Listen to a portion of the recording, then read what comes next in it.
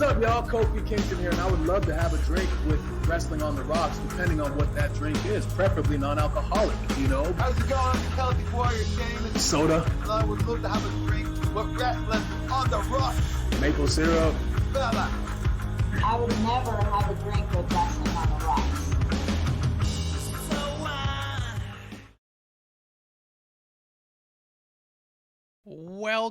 Welcome. Come on in to the dive bar of the IWC.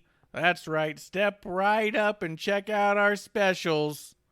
Guys, I'm at Ref Marsh. We are at WOTR, the show. With me today, as always, Miss Amanda Jane. Say hello. Hello. Sorry, I got distracted there. I just got an alert from our very own friend of the show, number one fan, literally the first, not the biggest, well, largest.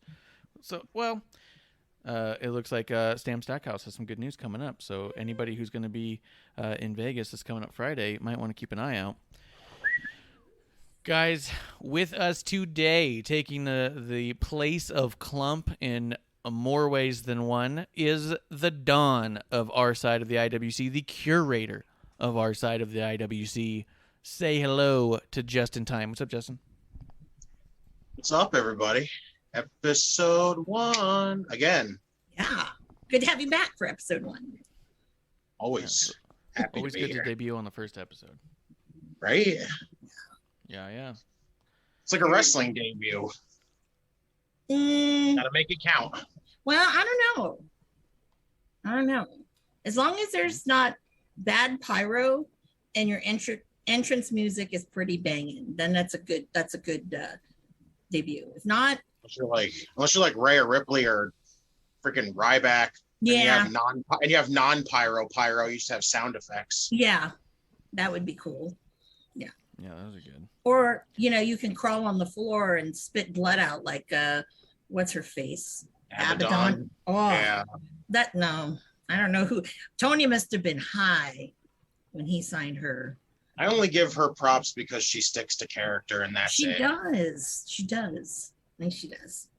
All right. I was impressed with her on, what was it? Was it BTE, I think, or one of those, somebody's vlog where she was totally in character. I was very impressed with that. Yeah, that's good. I was like, interesting. That is good. Yeah, I believe she's actually a demon from hell. I don't think that it's campy at all. Guys, let's start with what's in your glass. I'm going to start with Justin. What do you got there, Justin? What's in your glass? What are you drinking? I have got like numerous bottles of water right now. Bottoms up. It was a hot day today, so Keep hydrated. we're gonna freaking just drench in water today. Sounds good. Guys, it's not about what you're drinking. It's about who you're drinking with, and we are glad for everyone who is our drinking buddy, no matter what's in your glass. Amanda, what are you drinking today? What's in your glass? Well, I had to, because if you guys watched on NXT this week, oh my God, I freaked out during the Cameron Grimes LA Night promo, because what was sitting there? It was my sponsored, not sponsored. And I was so excited. So I had to get it today, of course. And since today's been really crappy, I put about maybe this much of vodka in it. Mm-hmm. It'll be fine. Me and my brother literally said that as soon as we saw the Sonic sitting there. We were like, Amanda. Sponsored, not sponsored. Yes. I'm going to at them at some point. I want to try to get them to give us a sponsorship, because I will gladly go like this the whole time, and sip and with my Sonic cup. So flash it in front of the screen and she'll be like, look, sponsor me. A ticker. Yeah. Yeah. I had a feeling it was a personal dig at us specifically seeing so many segments sponsored by Sonic on NXT. I was like, those motherfuckers. Well, the most personal dig was, but that segment with Cameron Grimes as the butler and LA Knight, I'm like, are you guys really trolling me? Yeah. Go away. And the main event with Pete Dunne. Prove me wrong. Bro, prove me wrong. Yeah. I am having vodka with sparkling water because I need to also stay hydrated, but I got a lot of reasons to drink. I'm gonna be honest with you. This week in wrestling, when it comes to AEW and NXT, gave me plenty to drink about. Yeah. I'm going to say from both shows, I had a lot of yelling at the TV and hanging my head in shame. So we'll see what you guys thought about everything. This week to me was a rough one. Justin, did you get the chance to check out? I don't remember. Were you checking out when me and Amanda met up this weekend and had a buyback? Yes. I didn't get to catch his. I didn't catch his live. I had to watch it the next day because I wasn't home. So I watched it. So I watched it the next day, and then I listened to the episode all over again. Thoughts on the topic? Oh God. Yeah. I know. I don't even really know what to say about it really anymore. Like, I'm so freaking confused because there's so many conflicting reports about it. Yeah. It's crazy. Yep. Like, I have no like set idea on what the hell's going on anymore. Yeah, There's just so much happening. I think it's very clear that nobody has any idea what the hell's going on. With all the reports that come out all the time about everything, we did have Keith Lee come out today and explain why he's been off TV, despite all of the consistent reporting we've had done from everybody not associated with the company, all of the reports from the dirt sheets who definitely know what's going on, all the insiders definitely know that Vince McMahon has it out for him, that Mia Yim did something, all the fucking bullshit. Keith Lee came out today and said, you guys are all walking around with your head up your ass. You want to talk about blind leading the blind? It's head up the ass leading the head up the ass. Let me give you a quick breakdown. Somebody here, I'll give him credit, Strike_Gently, the big dog, made a comment on the video that Keith Lee put out that broke down a few bullet points, sentences from the video clip to give you a full idea of what the whole video said. So I'm going to read some of that real quick. Keith Lee said he came back for one match after having COVID. Said that he got a call the next day saying something was, quote, off in his blood. Was told it was inflammation of the heart. Wasn't allowed any training or physical activity outside of a light walk. Anything other than that. And, quote, there was a chance I could just pass away. Oh, my. That's scary. He had several MRIs on his heart. Says he didn't fit in the machines. Said that it became a fight against death. WWE sent him to Pittsburgh to get tested. Almost had to undergo genetic testing. The long wait allowed the inflammation of the heart to go down, returning to normal. Over time, things got better here and there, he said. Was cleared after that visit to try to, quote, get back into some sort of better shape. And he said, quote, we fought death. I don't mind fighting anyone else. So kind of a lot going on there, but all the speculation, he doesn't work like a big man and all that bullshit really boils down to he'd contracted some COVID, and then the medical doctors at WWE flagged him for finding a heart condition. And Amanda, you talked about it before on Shotzi Blackheart. She was on Tough Enough. Both her and Beth Phoenix, I believe, were removed from Tough Enough because of similar instances of finding a heart condition during WWE medical evaluation. Before I get your take on it, I do want to put out there that Will Mahoney on Twitter did put out this tweet, and I thought that it was poignant. He said, WWE's medical team catching the irregularities in Keith Lee's blood work and getting him to doctors in Pittsburgh to sort things out should be applauded. In another era, this kind of thing may not have been noticed at all. This is a success for the wellness program. Definitely. Yeah. But how crazy, how scary, how terrible, and how unnecessary are all the dirt sheets. Right. You know? Yeah. That's why I block them stuff, all you now. know. That's why you what? That's why I block them all now. Yeah. So I don't really want to deal with them anymore. I mean, plus, I don't really have to really see them anyway because 90% of the people on my timeline talk about everything that they freaking post anyway. Yeah. 100%. I mean, is it really that difficult to just not talk about something if you don't fucking know? Well, no, apparently. But, that's the IWC. And then, when they get schooled or something out there, like, oh okay. Let's backpedal. So I'm just like, or they whatever. just ignore it. They pretend they didn't say it. I didn't see a bunch of backpedaling here. I didn't see a bunch of backpedaling with some of the other ones. I don't see they say the shit, they cause a stir, they get their clicks, and then someone comes out and says what actually happened, and they go, "Oh, that's old news. We've moved on, and we're not even talking about that anymore."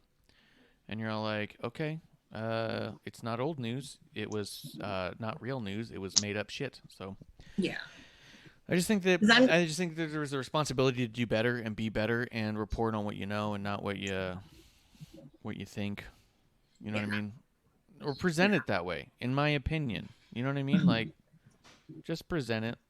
You know what I mean? Like, you put journalist in quotes because you know it's a fucking joke. Yeah. You know? Mm-hmm. So, but yeah, I'm so happy for Keith Lee that he's doing better, that they found it. Mm-hmm. Amanda, what do you think about all of it?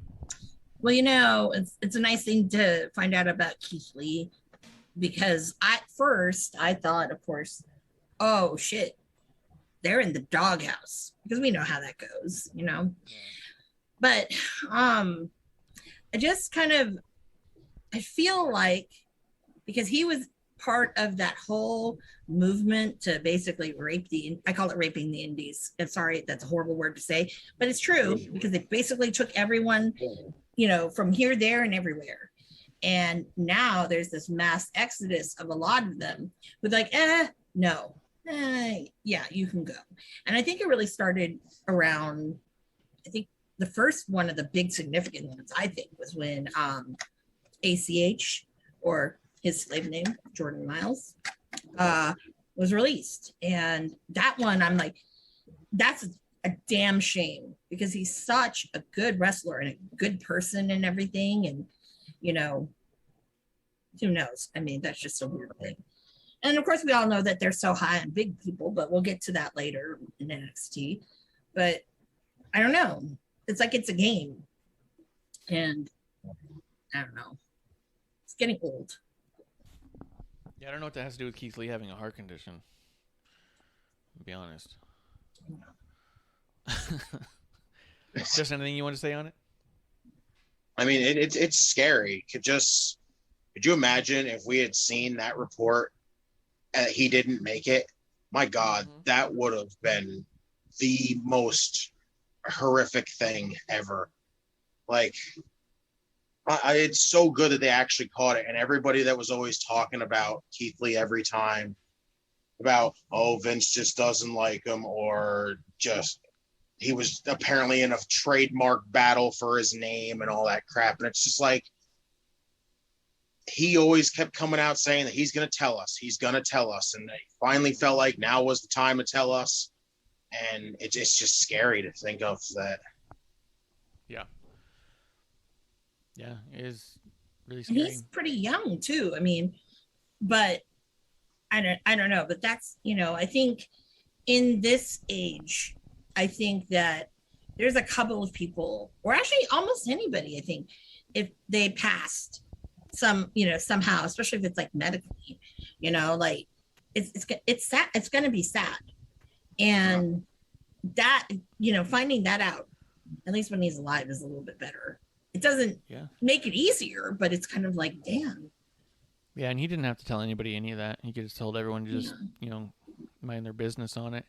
Yeah. But, yeah, I mean, you think about Brody's story and how that was such a blindsided thing, and he was off TV for like 3 months, and we didn't speculate heavily, but we kept asking, where's Brody? Where's Brody? Like, Dark Order's doing all this stuff, and we haven't seen or heard from Brody. What's going on here? And then one day it's just, he's gone. And it was like, you got to be fucking out of your mind. Like, what? That one hurt. So I can only imagine, if something else would happen, that'd be terrible. So I don't know. It just goes to show that maybe we got to stop making up stuff, because people were making up stuff about Brody at the time too. All the dirt sheets want to get away from that. They want to pretend that didn't happen, but it did.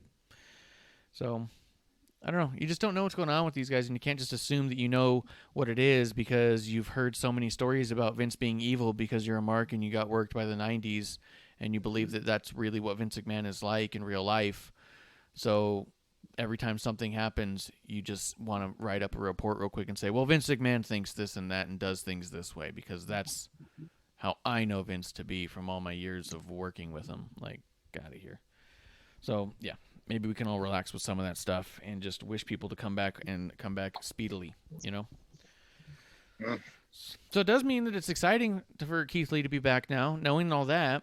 You know, that means that we probably haven't seen the last of Keith Lee now, and there's a good chance that maybe we can get a cool story out of him. He was definitely on the up and up, and maybe what they did with these couple little matches here and there was just to kind of ease him into it a little bit. And how are you feeling, boss? You know what I mean? Like, so I don't know. I think it's cool. I think that it's cool that he's back. Or not even use him at all. Yeah. I mean, and then there's that. Who knows? They have these random releases, and you never know who's on it for what reason or why. And yeah, there's always that fear. Let's see. Well, let's go through some of these things. Let's do a quick cheers to Candice LeRae and Johnny Gargano. They're having a baby. They seem happy about it, so I believe they want it. Yay! So congratulations to the LeRaes, Mr. and Mrs. LeRae. Yeah, that'll be baby Cheers. wrestling. Yes. Yeah, I'm waiting for that shirt to drop. That would be hysterical if they And did. I can see them right now dressing that little baby as you know, what's his face? Dexter? Goku or Dexter. Oh no. God, that baby comes out with just eyes looking like this, just looking at them. Mustache. Terrifying. They're probably going to put that baby, make it look like Simba or some shit. No, that Little baby's gonna look like, you know, I don't know. Disney nerds. It's gonna You be know, like the Simba. little baby in the what's that one? The Incredibles. Oh, yeah. Oh They're my gonna do that God. too. Yeah. They're definitely doing that one too, yeah. No doubt about That's it. great. Yeah. Jack. Yeah, cheers to them. Let's see. Ember Moon was pulled from this week's NXT because she's injured again. And that's nerve-wracking, man. She's getting injured a lot, I feel like. That I like her a sucks. lot. You know? I'm all over the place today. What? What do you think about Ember being injured, Justin? It sucks. It's like, I don't want to say she's injury prone, but my God, it seems like every time we get her back, she's getting injured again. And that's not, it sucks, like really Yeah. badly. Because that Saray match I was looking forward to a lot. Yeah, I thought that'd be cool. And it's already a bummer enough that she just lost her best friend and tag team partner, Shotzi. Right. It's not a big secret that they were actually really close friends. If you go to the WWE PC YouTube channel, there's a video on there called Ember's Law about Ember coming back, and it's almost entirely about her friendship with Shotzi. So they're really close, and so for Shotzi to get the call up to SmackDown and be on the road away from Ember, and Ember to be suddenly on her own again, and if you watch that Ember's Law PC thing, I think also you'll get an idea of how much this could negatively affect Ember's This device is ready for mood. Just install You know what I mean? the Alexa app and follow the instructions. How's going on over there? Who's Alexa that I just I kicked hear off? that too. Oh, that was me. Sorry. Oh. Yeah. I'm trying. Hearing voices. Apparently we're Randy Orton now. We're hearing other voices. Oh yeah. We're No, voices. I usually use my Dot Okay. as my speaker. So Oh. I was trying to pair it with my new work laptop, but it's not having. Okay. It's not having any of that. No, All right. let me try something here. I'll mute it. We're gonna hit the YouTube chat right now, real quick. Yeah, so TW Takes Podcast said, good what's show. up? Good to see my friends. I did not watch AEW, so I'll be listening along. If not tonight, definitely on the podcast. And Titantron says, hello, hello, hello. Oh, time. Titantron says, to be honest, I don't think this week was as bad as last week. Good God, last week was fucking rough for wrestling, lol. Yep. Oh, yeah. Titantron says, can't believe some clown reporters thought his absence was a work, and they publicly said it was, shake my head. And I block them all too. Meltzer, SRS, Zarian, Wrestle Votes, block them all. Can't take it anymore. That's I think the only one I haven't blocked is Wrestling Inc., but I refuse to block them because I show support for Pro Wrestling for Life. And I'm not doing that to Nick Housen. Yeah. Between you and me, I had to unblock them when I started working on the show. Plus, I don't really see a lot of them on my timeline, so. Yeah. Yeah. Or be like me, where I don't follow any of those motherfuckers. And when I see it on my timeline, I'm like, what the fuck? You guys. They're all blocked on mine. So every time someone talks about them. Sometimes I know more than some of these guys know. Yeah. I think a lot of times. I will say that Wrestling Inc. does try harder than other sites, I think, to be unbiased. Like, they do try to show support to all sides. And I think other ones are heavily biased. And I do think that I can appreciate that Wrestling Inc. tries as they might, even though some people there may be swayed one or the other. They do talk very positively of all shows and try not to knock things if they don't have quotes. So, so that's one of the reasons why it wasn't the worst on block. But yeah, I do appreciate them as well. But some of the other stuff I don't really remember if there's anything bringing up. But yeah, having a baby. Let's go with, or anything else you guys want to say about Ember or anything? Hopefully it's not anything too serious. Yeah. Hopefully she's back soon. Let's hit this one too real quick. Brian Knobs of the Nasty Boys is in the hospital. If you go to our Twitter at WOTR the show, we did retweet their GoFundMe donation link, but he's in a bad way and looking for some help. And there's been a lot of outpouring of love from the wrestling community there, and I just wanted to throw that out there. I remember growing up and just thinking the Nasty Boys were like the coolest fucking tag team. They were one of my favorite parts of WCW during that era. Yeah, Natty was talking about their relationship with Jim at the Anvil Neidhart. I don't know, anything you guys want to say about any of that?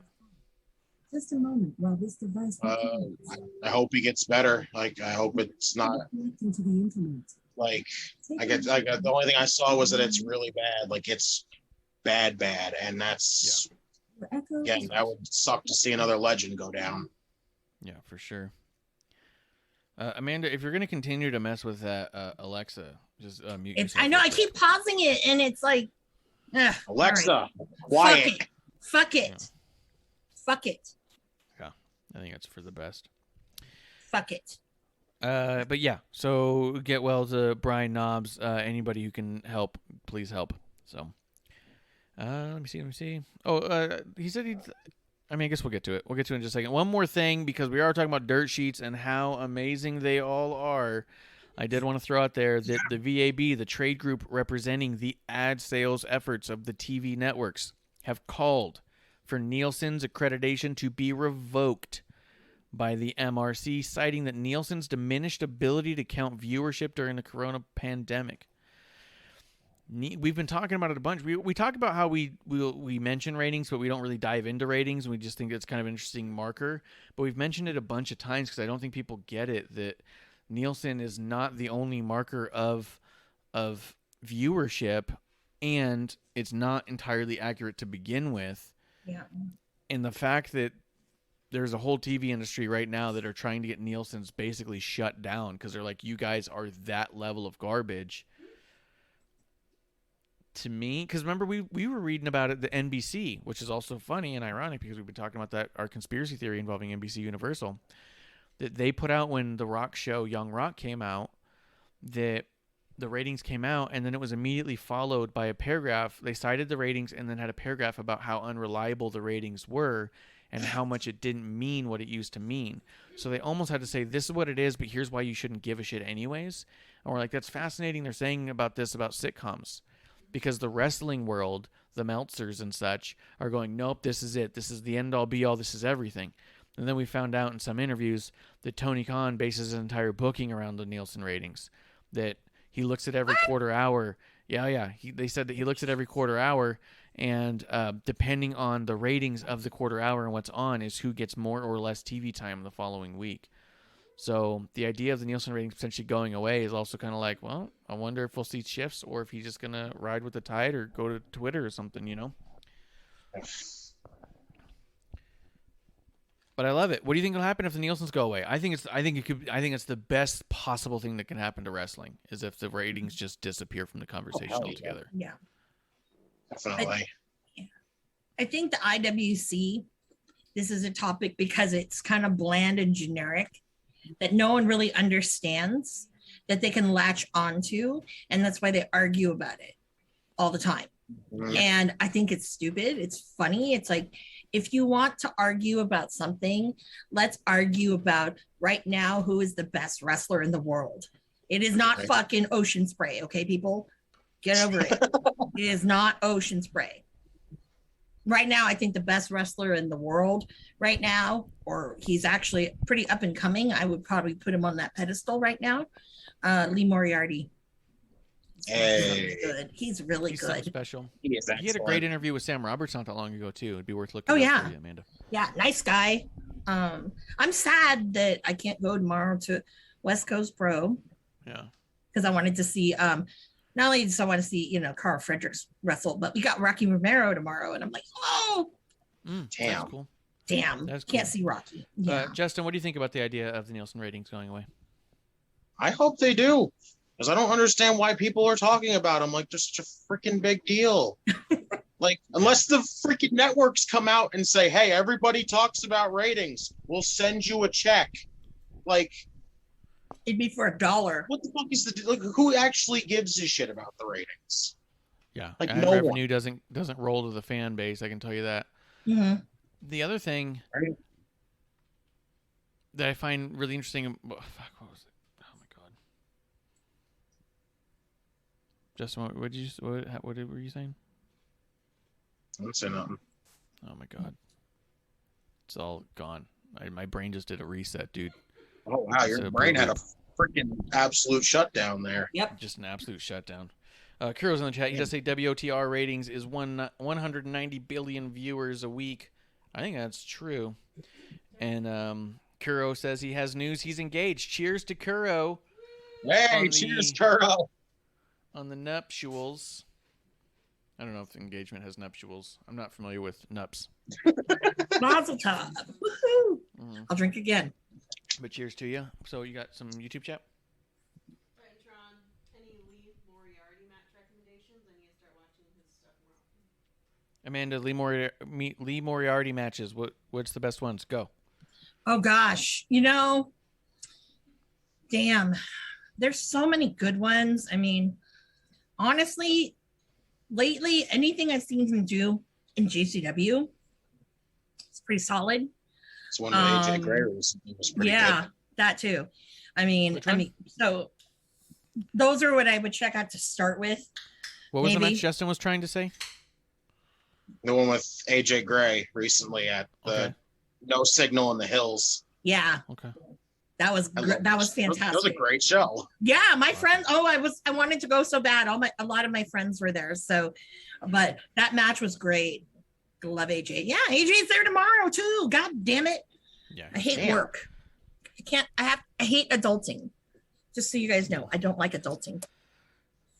I will say that the talk about ratings to me feels like the comeback of the mullet. It's a ironically nostalgic thing where it's all like, oh, look how cool I am because I recognize how cool the mullet was. And there was a generation between the mullets that went, no, it's disgusting and looks horrible, and a generation before it. So now people ironically have mullets because they think that it's clever and funny. And that's how I feel about Nielsen ratings, is people remember hearing about the ratings. They listen to podcasts like 83 Weeks where they talk about how important it was because it was their only metric at all. And so people are all like, oh, we should talk about the ratings because they used to talk about ratings. And you're like, it doesn't mean what you think it means. It's like when you keep screaming inconceivable. Keep on using that word. I do not think it means what you think it means. I feel that way about bodysuits. They were not fun growing up. I don't know why they're back. What? If we're talking about mullets and horrible things, Okay, but I'm mullets going- are prevalent in wrestling. I agree with that bodysuit thing, Oh. but the See? mullet thing, no. Amanda's with me. Thank you. I really think. No, the mullet thing. I mean, you've got levels of mullet, okay? You've got All Pillman Jr., who lets it go.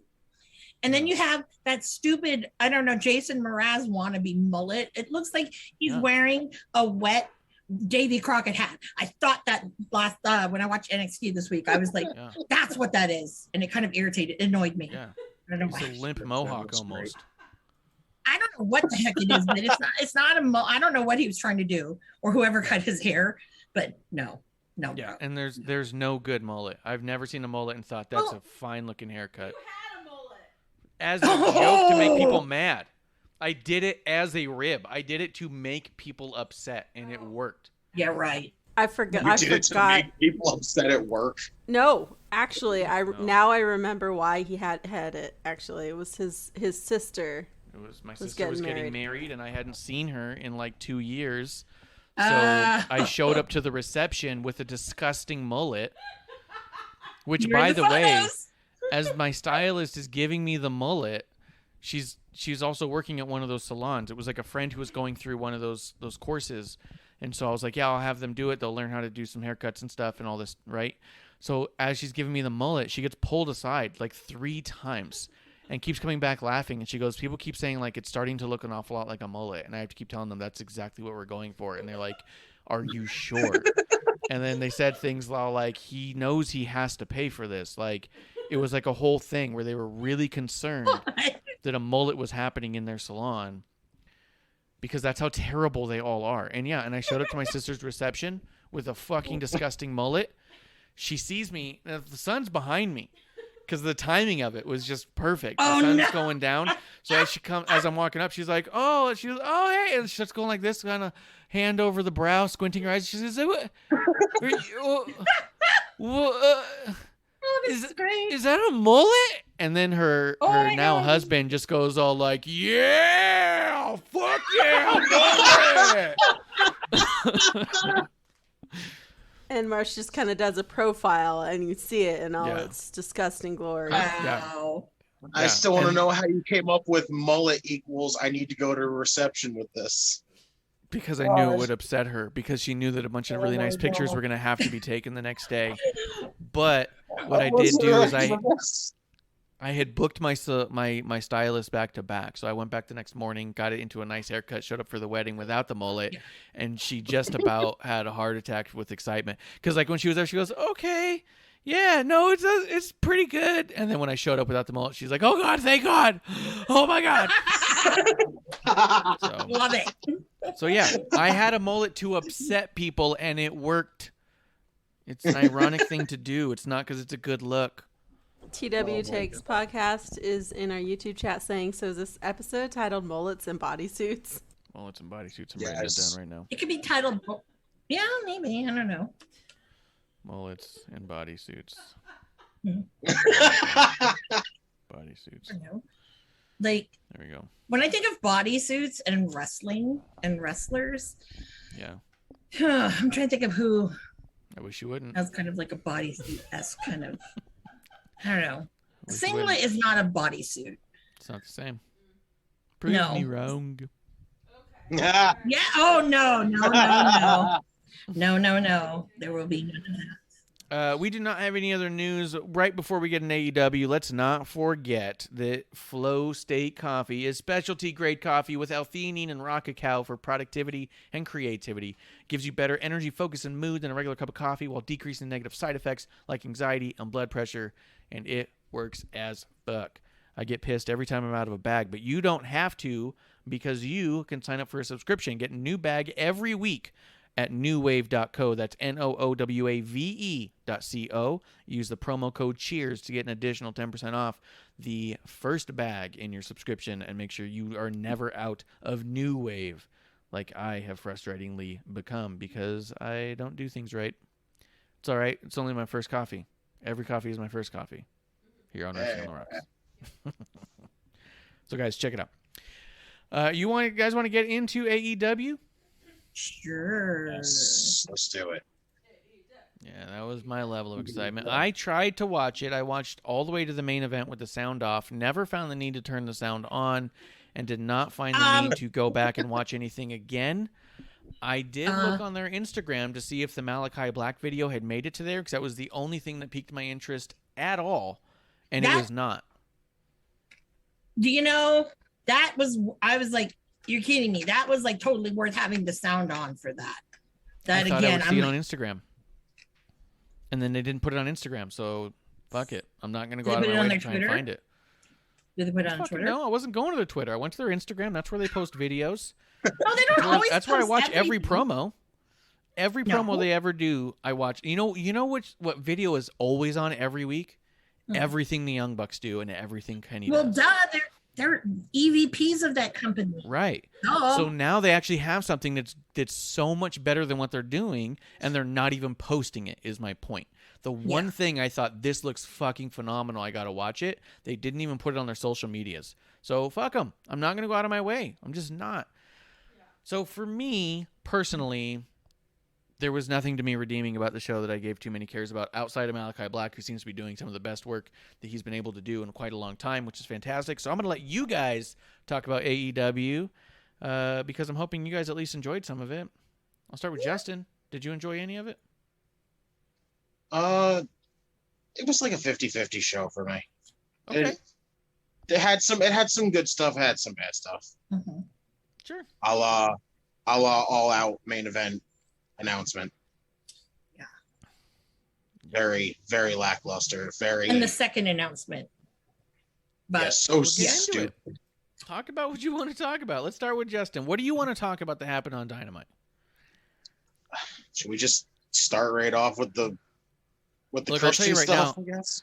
I'm not going through this segment by segment. So you guys just talk about what you want to talk about, and I'll scroll through and look at a list of the segments. And if there's something I think you guys missed that seemed notable, I'll say it. But outside of that, hey man, this is about what you got out of watching it. What do you, if that's what's on top of your mind, hit it. I don't care what order it came in. To me, there really wasn't like a lot crazy about the show that really stuck out outside of the beginning tag match, which was really freaking fun, and that was really about it for me for the show. Mm-hmm.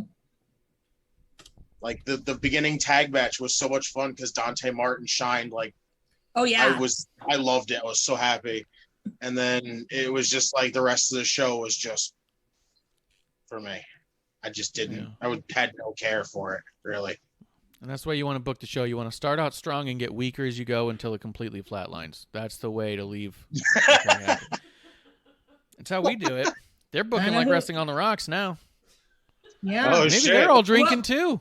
You know what? They need to, they need to, stop trolling us, everybody on, those two shows. They troll us. I swear to God. You wouldn't have seen sponsored, not sponsored on there. Big troll. Because it was the cup. It was this cup. It wasn't like, oh, I'm eating like tots. No, it was a damn cup like this. They had the logo flashing right at the camera. Yeah, flashing right there.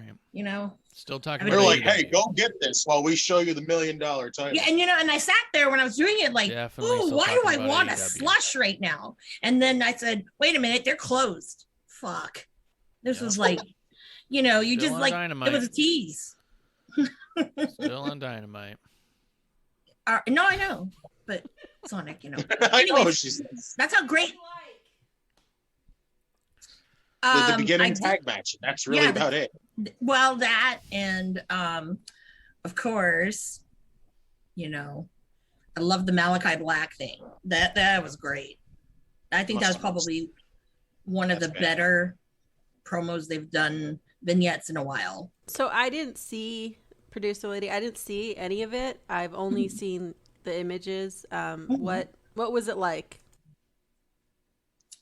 I honestly didn't even see it. I must have missed it. You missed it? Oh, well, the feeling of it that I had was like when I saw the entrance, when he did his entrance, because it was like, oh, it was kind of chilling and it was kind of like, ooh, this is really like interesting. I'm at the edge of my seat, like, ooh, what's going to happen? And I think for that, even that promo too, it was just kind of the, ooh. So it makes me wonder, okay, who's going to be next on his little list? Because everybody's doing something. Yeah, why did you wonder that? Did he say anything, or did he do anything that would make you wonder that? Or it was just so Yeah, literally, didn't see any of this, Amanda, so I don't know what he said. Your breakdown was like, I was watching like, ooh, and then it was looking pretty good. So I was like, It probably showed up on TV for me when I was out of the room. So Probably. No, but I will tell you this. I mean, I want your reaction, but not literal reaction. Like, you But know, no, but seriously, it's like, I honestly, I don't really remember what he said. Okay. But I think the point of it was, no, don't laugh. I'm being totally serious. I think the point of it was, it's like the shock value of you've got this, you finally have someone who's actually one of these like dark, mysterious entities. Let's just call it that, because Dark Order was never like that, you know. And then Sting and his snow wasn't like that. I missed the snow, by the way. Yeah, I've been without the snow, and I think that's causing a depression. I don't know, but Sting I think is that no dark entity, that's for sure. yeah. So if anyone knows what he actually really said, that would be great. But I was just more caught up in the whoa, this is like powerful, than thinking that, and just kind of mesmerized than what he was saying. I know that sounds horrible, but all right. It got me interested in watching and looking like, ooh, what's he going to do next? Yeah, let's see what's next. I will say, check out the Malachi Black interview on Pro Wrestling for Life. There is some really cool insight that he gives to his new look, to the new entrance, and to the eye.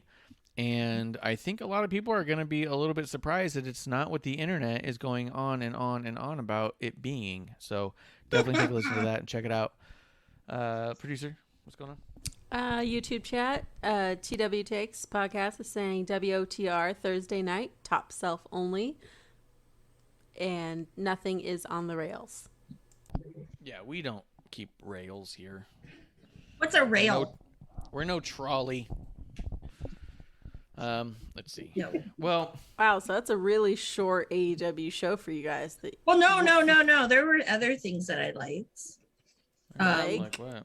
Well, Hook did a I'm really scrolling great through, and I impression remember of- just not liking any of this. I didn't like the opening match, even, Well, to be honest. Hook So let's did talk a- about the opening match, because right after the open match, there was a fallout, right? Christian Cage comes out, and he says, like, fuck you, dude. And Kenny Omega's all like, yeah, sure, I'm down. And then Kenny's like, how about All Out? And they're like, let's do it. And then he goes, how about also Rampage? And he says, we'll do that, too.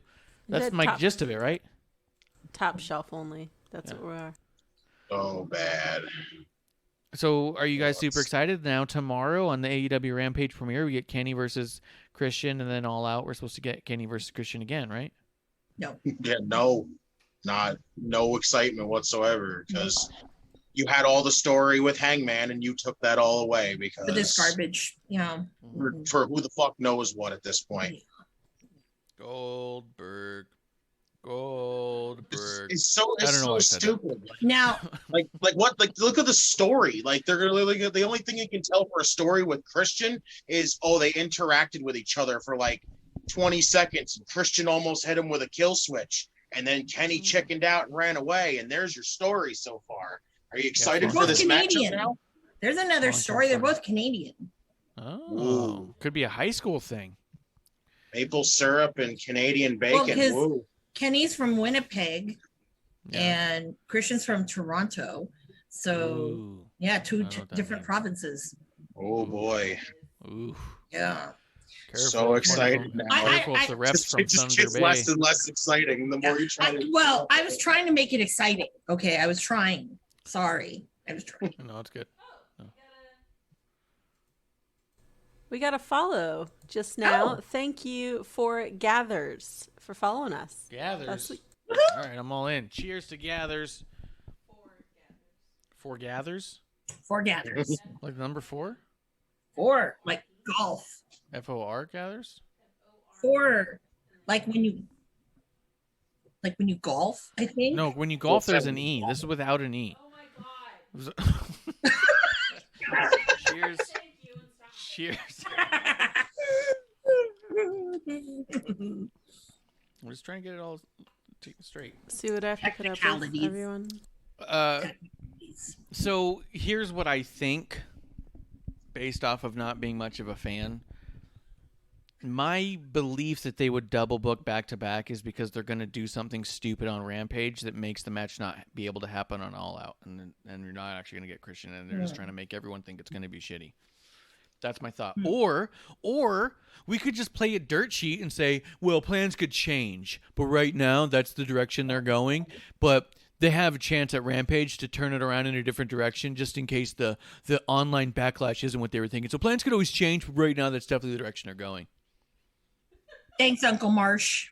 Yeah. For your great journalism. I think that's why they because why else would you ever book two matches? Was one for Impact and one for AEW? Is that what it was? Yeah, but all on AEW stuff. Yeah. Yeah. So that was my thought, but at the same time, yeah, it's I my mean, thing at the same is time, I just don't care. Well, it's not that you know no one cares. It's just it's boring. They haven't had anything that's been ooh, and especially with the Impact thing. I'm like, God, that's boring as fuck. Like, can't we get like Havoc to come and like fucking terminate like Abaddon? That would be oh my God, that would be great. Tear that bitch in half. I think Havoc, not. I think that's a little weird too, because now you have the Impact title, not even on the Impact show, and yeah, you can say all you want that it's good for Impact and gets Impact viewers, but it hasn't. So far as they can tell, their viewership, and this isn't a Nielsen rating, this is fucking YouTube clips. Their viewership between Twitch and YouTube has plummeted since Kenny has taken the title, and now they're going to defend the title on Rampage. They're not seeing the crossover they thought. So all this really does is kind of undermine the Impact title even more. Yeah. So I don't know why they're doing it, but I do think that we're not going to get that at All Out. So you heard it here first. I think they're going to go a different direction at some point. And I think All Out, you're going to get a certain person who lives in Chicago that has initials in his name. Oh boy, Jericho. Yeah. Probably. I'm Maybe. personally not. I'm really against that, but that's just personal reasons. Yeah. Well. I don't know. Anything else you guys want to say about that or Christian's? Christian thing? No. It's just boring. Yeah. I mean, there's really yeah. Even if they do the two matches, what are you going to get different between the two? Nothing. It's going to be the same match for a different title. Yeah. Over and over. And even if Christian takes one, then what do? You're then doing we have to watch it again and again. Yeah. Yeah, we're probably going to get a third one after that, just so we can unify them again. Groundhog Day. Yeah. No. Whereas you have such great younger talent, push them. Well, no, I mean the Big Show stuff happened, so it gets better. Big Show rescued Tony Schiavone's son, so now he's in a program with QT Marshall. That sounds exciting. Oh boy. Oh yeah. Yeah. Oh, that's a big highlight, right? There's all the people that said that he's just going to be a commentator. Remember that? Oh, but remember you saying that now, people. Yeah. Mm-hmm. Well, remember though, this is a big deal. It's QT Marshall, and we all know he's like resident jobber. No. The resident jobber, I think, is probably Fuego del Sol. That's the resident jobber. Oh yeah, that guy is definitely there. I love Fuego. I'm Don't gonna say get me this: wrong. if he somehow beats Miro, I will freaking scream. I will too. I will buy like all his merch. Okay. For real. I think a lot of I people know he's are not for going varying to, reasons. I know he's probably not going to beat him. He's probably just going to have a good showing, and then Tony's going to come out and go, "Here's the contract." Yeah. Or oh no, that was horrible. You didn't do anything here. No contract for you. No soup for you. No, that'd be good. That's what's going to happen. I'd like that too. Yeah. So Big Show's back, and he's in of all programs to put him in to mean anything. They had to do QT, where QT cooled the fuck out of Cody. Cody, like no one gave a shit about the QT Cody thing, and then so much so that even by the end of Cody's run with them, Malachi Black shows up, kicks him in the head, and everyone cheers and says, "Yeah, he's our guy. Fuck Cody Rhodes." You know what I mean? Like people are so tired of him right now, and so like I don't know how you go to QT and think that people are gonna be like, "This is exciting." Like, No, this is a I kickoff think show like match. yeah, it's like Jericho and the Inner Circle and then the Pinnacle and MJF in this like pissing contest. Same thing. I mean, Yeah. I don't know. I do think it's adorable that guy fans wear fake Burberry scarves in the crowd. I've seen that like 3 or 4 times. That's That a is thing. funny. I'm like, Yeah, wow, I've that's seen like, that, yeah. unless they sell them, but I don't think so. They get sued. What? Yeah. No, that's good stuff. That's good stuff when that happens. Well, then the Labor of Love happened with Jericho. He won against Wardlow, and now his big 5th Labor against MJF. The big stipulation is he can't use his entrance music. And Yep. for fuck's Good. I'm sake- glad. No, Amanda, you don't understand what they're trying to do. This has all been one big circle jerk for Jericho. He's Yeah, going of out there course, and just yeah. masturbating nonstop. This is so he Ew. can have the audience sing him out to the ring entirely, because having Yep. those 2 lines isn't enough. And all he wants is for all the fans to sing his music for him so he can don't stand know there the and be all word. like, oh, they don't. They JF don't, and it's going to tweeted be a about mess. that. It's going to be a hot mess. And, Yes. whatever. I know there's still tickets available for that cruise. I'm still undecided. Don't know. Mhm. Very good. Very good. Yeah, cruises are like a petri dish. Okay. And I'm True. just like, oh my God. I told somebody else that you better not go because you and I both think we both had COVID at the same time. Now, I don't care if we're vaxxed or not, but damn, I don't know. But Yeah. anywho, but no, with Jericho, I think that well, one, I'm a little disturbed about that match because if call me dumb, but wasn't MJF supposed to be the ref? No, he was just at ringside. Oh, I thought he was. Everyone's like, yeah. No, it was- they picked the dumbest. They picked all these stupid ass stipulations of, oh, Shawn Spears can use a chair, but Jericho can't. Then a death match. Then Jericho's got to win with a top rope move. And then they were just like, guess what? It's 1-on-1 with a manager for Wardlow.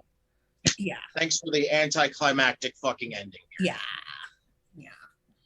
Right. No, but yeah. she brings up a good point. Let me see if I can find the results from last week, because I do remember hearing that MJF was going to be the special enforcer, and maybe that's what they meant, was that he would be on ringside and not in the ring as a ref. But I could have sworn that the thing that I had read, the breakdown they had put that it specifically was mentioned. I thought you'll he have to- said those words. I'm the referee. Yeah, I thought so, but I don't like. Maybe I was smoking something. I don't know, but All I heard was him go like really excited with his freaking evil, I'm at ringside. And I'm like, ooh, I'll give you the Scott Hall thing. yeah, Fucking okay. Boy, oh boy, MJF's at Dark ringside. Order was at ringside, like Orange Cassidy's at ringside when Chris Statlander's wrestling. Come on. Yeah. So She gave him the thumbs up. He hit her right back with it with the. mhm. Boop. Oh, here we go. She should have booped him right there. That would have been funny. Mhm. It would have been good. Let me see here. She did boop them when. Yeah, what did it Oh. say? On the ramp. There's a Cultaholic article titled "Wardlow Revealed His Fourth Labor of Jericho with MJF as Referee." That's It's even a headline. Even. I can't even follow their Sorry. own stipulations. Sorry, I'll Exactly. turn my mic on now. There is a Cultaholic article that came out about 8 days ago, August 5th. It says, Wardlow revealed his fourth labor of Jericho with MJF as referee. That's the title of the article. What is up with AEW? Um, They Can't can even never follow get their own anything right. stipulations. Oh my god. says, I have the quote here. MJF grabbed a microphone and asked the fans if he ruined the moment for them. Said, your opponent for labor number 4 is Wardlow, and as far as the stipulation goes, he'll be accompanied to the ring by someone who will make sure the match is called fair and square. Maxwell Jacob Friedman. And then Jim Ross said, Friedman the ref. So it could MJF also- said he was going to be the ref, but then wasn't the ref. So in other words, they can't even follow their own stipulations. No. MJF said he was going to be going to the ring to make sure it's called fair and square, But and it Jim wasn't. Ross said that he'll be a ref. It wasn't because Aubrey kicked him out. That is Really? So That's I funny. believe so. That's funny. That is Yeah. fun. Well, I mean, that was one of the things. That was a couple of things they've done with a lot of these stipulations they've mentioned during this thing. Like the Hoovy one, he had to win by off the top, and then he was able to go for pinfall attempts during it. So either the pinfalls weren't going to matter, or the stipulation didn't matter, and he did one over the top. But there was literally a spot in that match that he got a pinfall, and Hoovy kicked out, and he wasn't off the top rope, and I laughed. Yeah. I was like, "You didn't follow your stipulation." Yeah. Yeah, 100%. So I was all Yeah. like, interesting. That's why Aubrey Edwards Or- not a very good ref. There you go. I was going to say, or the issue is that the ref is garbage, because how many times have we seen refs in matches where someone goes for like a rope break and they go, "Oh, I can't do anything about it. It's no DQ." And then the guy goes, "Oh no, this is terrible." Because it's like, oh yeah, they're so used to having rules that now when they break them, it's tough. Refs are so used to not being allowed to enforce rules that when a rule is being broken, they go with it. So yeah, he went for a pinfall, probably as a storytelling mechanism to be all like, "Oh, he's going to show the struggle here." And the ref was like, "Yeah, no, that's fine. You can do it. I don't know why I would follow any other rules, you know? You've never told me to, so yeah, I'll go ahead and go for it." So it's just a showing of their terrible ref work. But that's from all sides. It's from the talent, the company, and the refs themselves. All of them just going like, "Yeah, sure, what the fuck ever. What do we care?" We're just playing. It's just playing.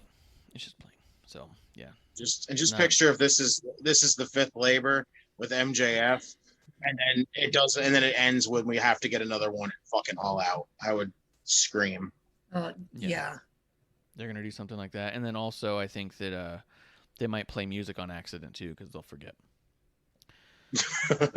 That'd be hysterical. I'd Because laugh. no one knows the words to The Judas. stupidity. That's why. It was They're playing it really embarrassing soft for so them to people pipe in the can vocals. sort of sing along. They like, I bet, dude, how funny would it fucking be if they recorded an acapella version of it to play into the audience? That'd be great. Thunderdome it, man. Just Thunderdome Ozzy it. unplugged. Yeah. Hell yeah. Man, that's great. I wonder if Jericho has one of those versions on his album with that on there. I have to double check now. The I'm crowd trying to version. remember if they played a like acoustic slowed down version of it when I was on the Jericho cruise. But honestly, I didn't watch Fozzy because I was like, I don't listen to this. Yeah, Yep. All right. there was nothing. Well, then, yeah, we can move on to NXT. Just No, when no, I was no, watching no. AEW. Then go Wait. ahead. No. That's what I'm showing Because you, so obviously what's we up? were in Pittsburgh. Oh, Pittsburgh. yeah. No. Yeah, you know, No. it's really great that her hometown does give her a lot of love. I'll give her that much. But I would think it'd be damn hilarious if she loses tomorrow. That's just me. Who? Oh, wait, Red Velvet, right? Yeah.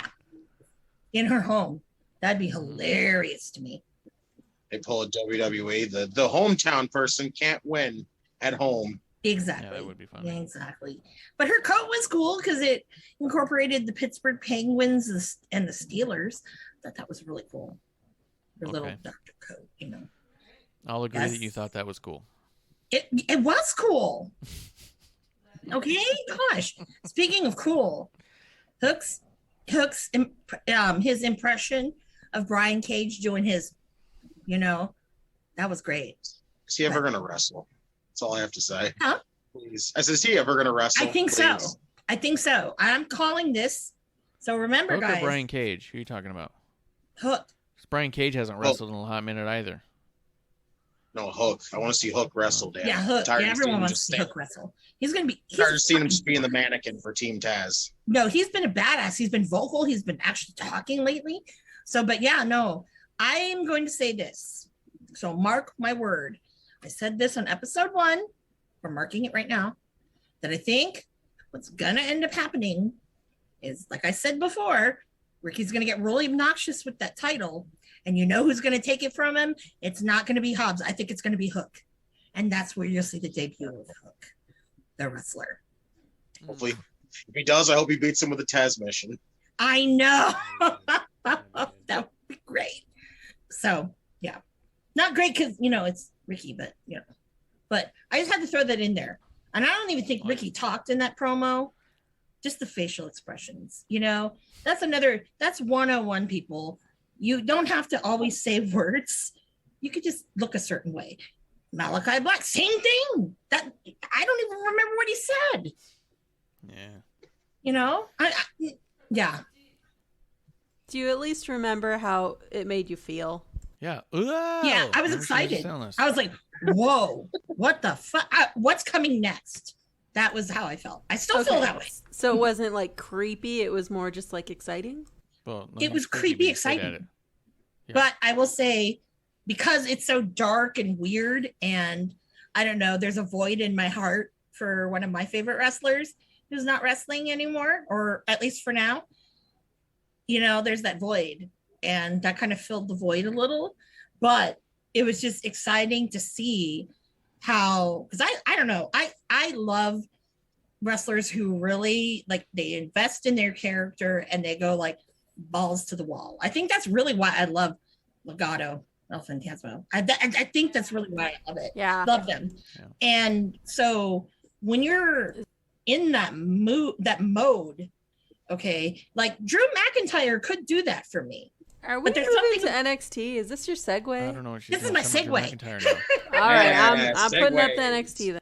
Yeah, NXT. NXT. Yeah, NXT. yeah. I do think that the Malachi Black video stuff really makes Darby Allin stuff look like garbage.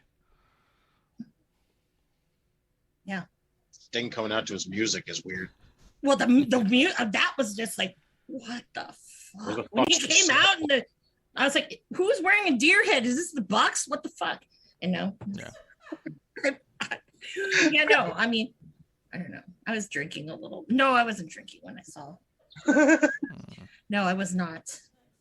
I've had an edible or two, but you know, whatever. The evil satanic deer threw her off. I know the satanic deer threw Yeah, me off. That'll do it. And I looked That'll over at do it. I'm looking over at my Black Craft sweatshirts. I'm like, when are we getting a new collab with Malachi Yeah. Black? Can't wait. It definitely made Darby Allin's videos and stuff seem a lot less creepy and a lot more childish, if you ask me. But Malachi Black's I- like, hold my beer. Did you see the Darby Allin cartoon that plays on the Tron when he comes out? Yeah. It's cute. Oh my god. It's cute It looks like Calvin. for what it is. It's cute, Jeez. That's not. He's supposed to be creepy. All but right. he's not. That's the No, thing. he's not. He's not creepy. No. Yeah, he fails in that department. And I don't know, call me like, I don't know. I think Darby, in my opinion, has lost his edge. Because now, like when I used to watch Darby when he was on the indies, it was like hard to watch because I'm like, this guy's gonna die, okay, in front of me because he's doing all this crazy shit. Now it's like, yeah, whatever. When the hell did we come to the fact that Darby was like the creepy guy, though? That's my thing. I thought he was always just the angsty teen guy, like Yeah, but everyone loves him. that just does jackass stuff. Like, Mhm. His videos were all supposed to be creepy and deep and meaningful, and they just weren't. And I think that yeah. Malachi Black throws that in your face. He goes, Yeah. he's like, It's "That's like- real cute, kid. Let the adults play now." Yeah, and hey Sting, you have snow? Well, look at what I have. I have a creepy fucking eye with black Yeah. shit on it. so Malachi Black's my favorite wrestler. Mhm. Yeah, Oh my God. pretty good. You know, and it's funny to me where on a dime, you can he flips on a dime where like at PWG, I guess in the clips I had and the illegal things people were throwing out there, don't film noobs. Yeah. If I catch you, you're gonna get booted because it's hard enough getting tickets, damn it. But I will say that he's totally babyface over there. Oh yeah. And it He's was like, babyface everywhere. whoa, because he's going to be doing a trio with Brody King and Bandito. That's going to be really cool. So it's against Super Dragon, which he's coming back to wrestle, and Evil Flamita and Black Taurus. That's going to be really good. Ooh, Black Taurus. Yes, Sweet. Black Taurus. Yes, so that'll be really, really cool. But speaking of creepy people, what is your take on this whole stuff that's going on with Max Caster of the Acclaimed? Oh yeah, didn't think it was creepy. I think that Well, it's no. funny that we talked about it briefly. I think last week when they'd mentioned that the belief was that the Max was suspended. They've removed the Acclaim from their rankings list because they were on Yeah, second place. Now they're not there at all. And they've edited out Max Caster from Dark. But the funny thing to me is that Tony Khan said, I guess I'll be editing those shows as well now. I already edit Dynamite and I edit Rampage, and now I'll be the editor for Dark and Elevation. And I'm all like, the problem wasn't that you're not there to cut it. The problem is you don't fucking know what it means anyways. Yeah. Like, I don't believe for a second that Tony Khan is so in the know that he would have caught that at all. He would have asked him what he's going to say. He would have said, I'm going to say like Duke Cross. And he's just going to go, oh, okay, sounds great. And then he's going to say it. Then the internet's going to blow up. And then he just needed a scapegoat. And he needed to look like the good guy. And that's what he did here. He's not doing anything special. He wouldn't have caught it. He wouldn't have clipped it. He wouldn't have understood the reference.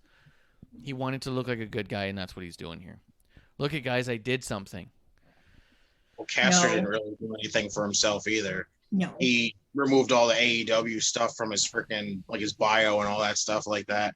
And any mention of AEW. So it's like, so he's just being aggravated. So he's being freaking petty because he got caught.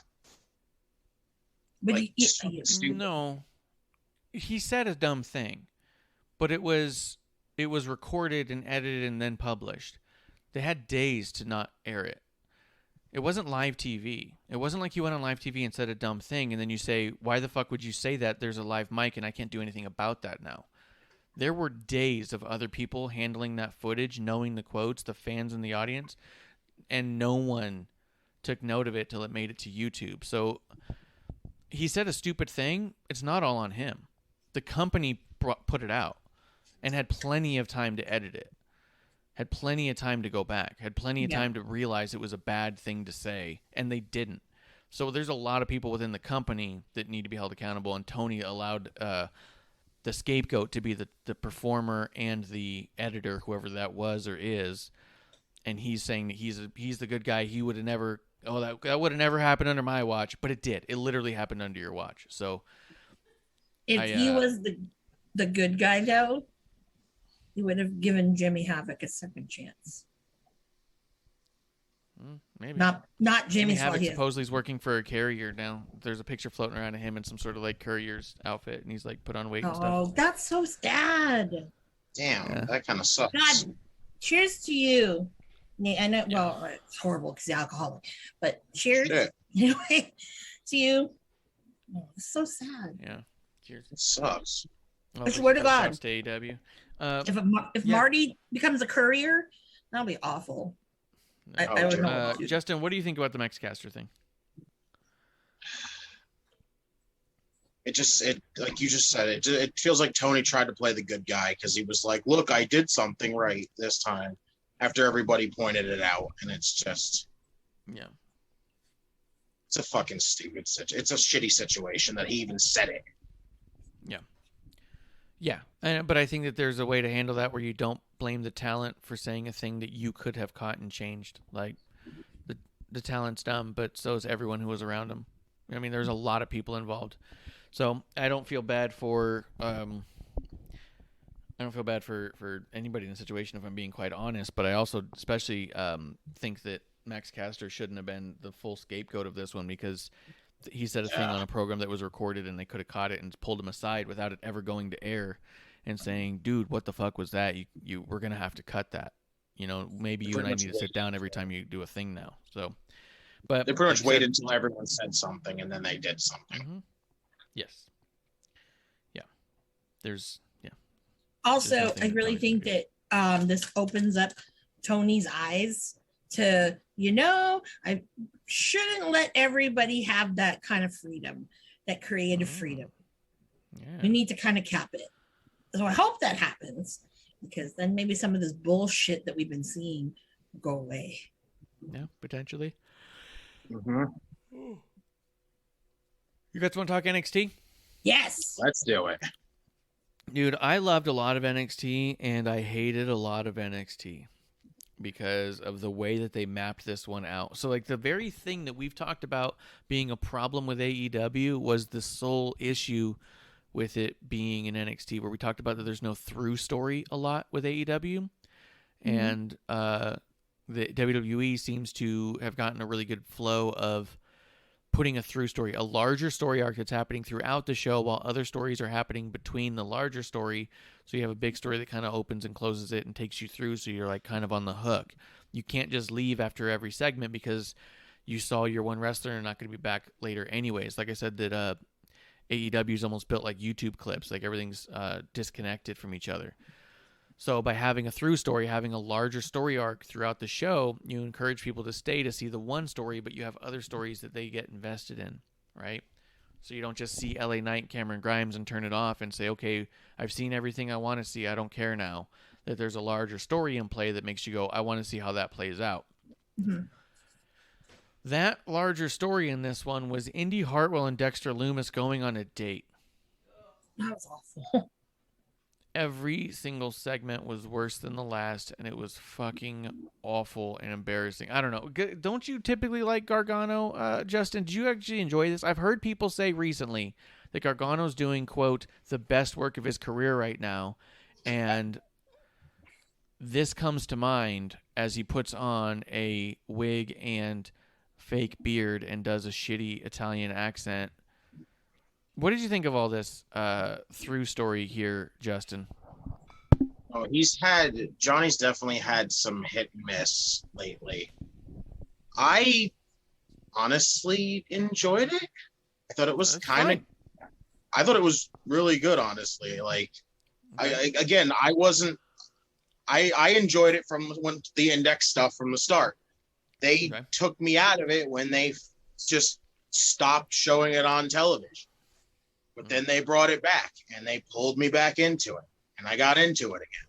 And this I honestly enjoyed. You were having fun with it? You were laughing at the stuff? Yes, actually.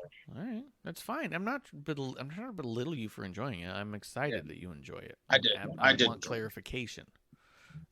No, I did. I did enjoy it. It was actually, there was some funny stuff there. Okay. I don't know. Amanda, what'd you think of the Johnny stuff? I thought it was awful.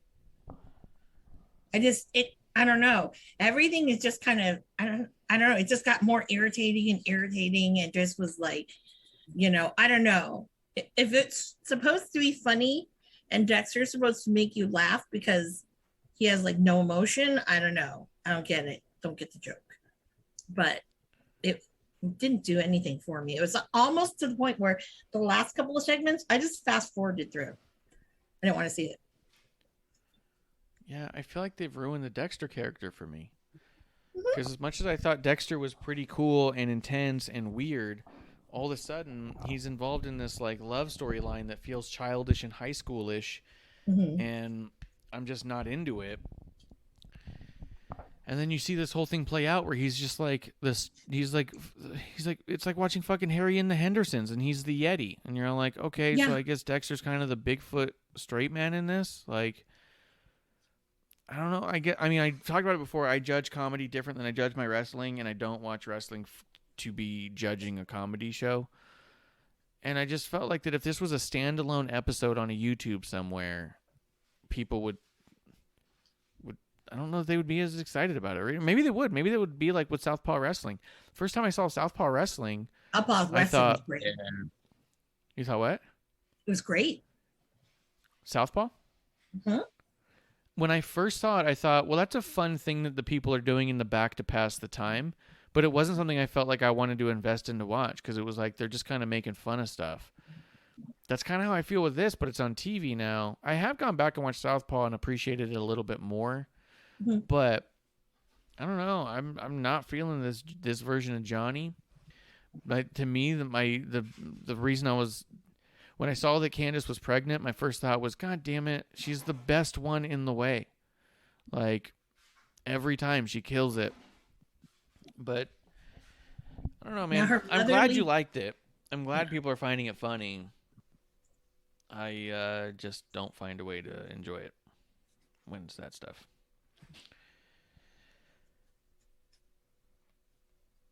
They're little sex jokes and stuff. I was like, I don't know what this is. But I guess we'll just leave it at that. Because, I mean, if Justin liked it, then that's good. If people are enjoying it, then that's good. Not everything from every show is for everybody. And as long as you can recognize that, that's cool. Exactly. My problem with this one was that my through story was taking me out. It was like knocking the wind out of my sails every time something, like I'd see a great match, and then I would see something here and go, oh, fuck. I would see an amazing promo, and then I would see something here and go, oh, god damn it. Like, I just kept, it was like the opposite of what I would want it to do, which would keep me invested, and it was like kept pulling me out, and I had to like get reinvested to me. Like the other week when the through story was LA Knight and Cameron Grimes on the golf course. You know what I mean? Well, every time they popped up on screen, I was all like, fuck yeah, here we go. More LA Knight, more Grimes. This was time where I was like, god damn it, now he's got a fucking meatball or something. Like, what? But But that was my biggest criticism of the night, if I'm being honest. Dakota Kai versus Saray kicked off the show, though, in a match. I mean, Dakota Kai did cut a very, very small promo on Raquel Gonzalez. And then they had this match. And Dakota Kai was put in it because Ember Moon was injured, which we talked about earlier. I'll start with Amanda. What did you think of this match? You know, I really enjoyed it. Although, yes, I was really kind of more excited with Ember Moon. So I thought, okay, well, you know, let's see. And actually, I actually thought it was pretty darn good. Like, I don't know about you guys, but for some reason, with all of the Joshi wrestlers and Joshi types of wrestlers, I rather enjoy Saray's wrestling than like someone like I love Shida, don't get me wrong. Shida's badass. But like with like Shida or Riho or whatever, I think that there's just something about it. And even, you know, that's totally different than a different level than Asuka, because I like Asuka too. But yes. I mean, I just think that as the more and more I see of Saray, it's just really exciting to see. So she does have a very unique Joshi style. Yeah, and it meshes well with the Western ways. Oh my God, that sounded so Asian of me. Yeah, the Western culture. Yeah.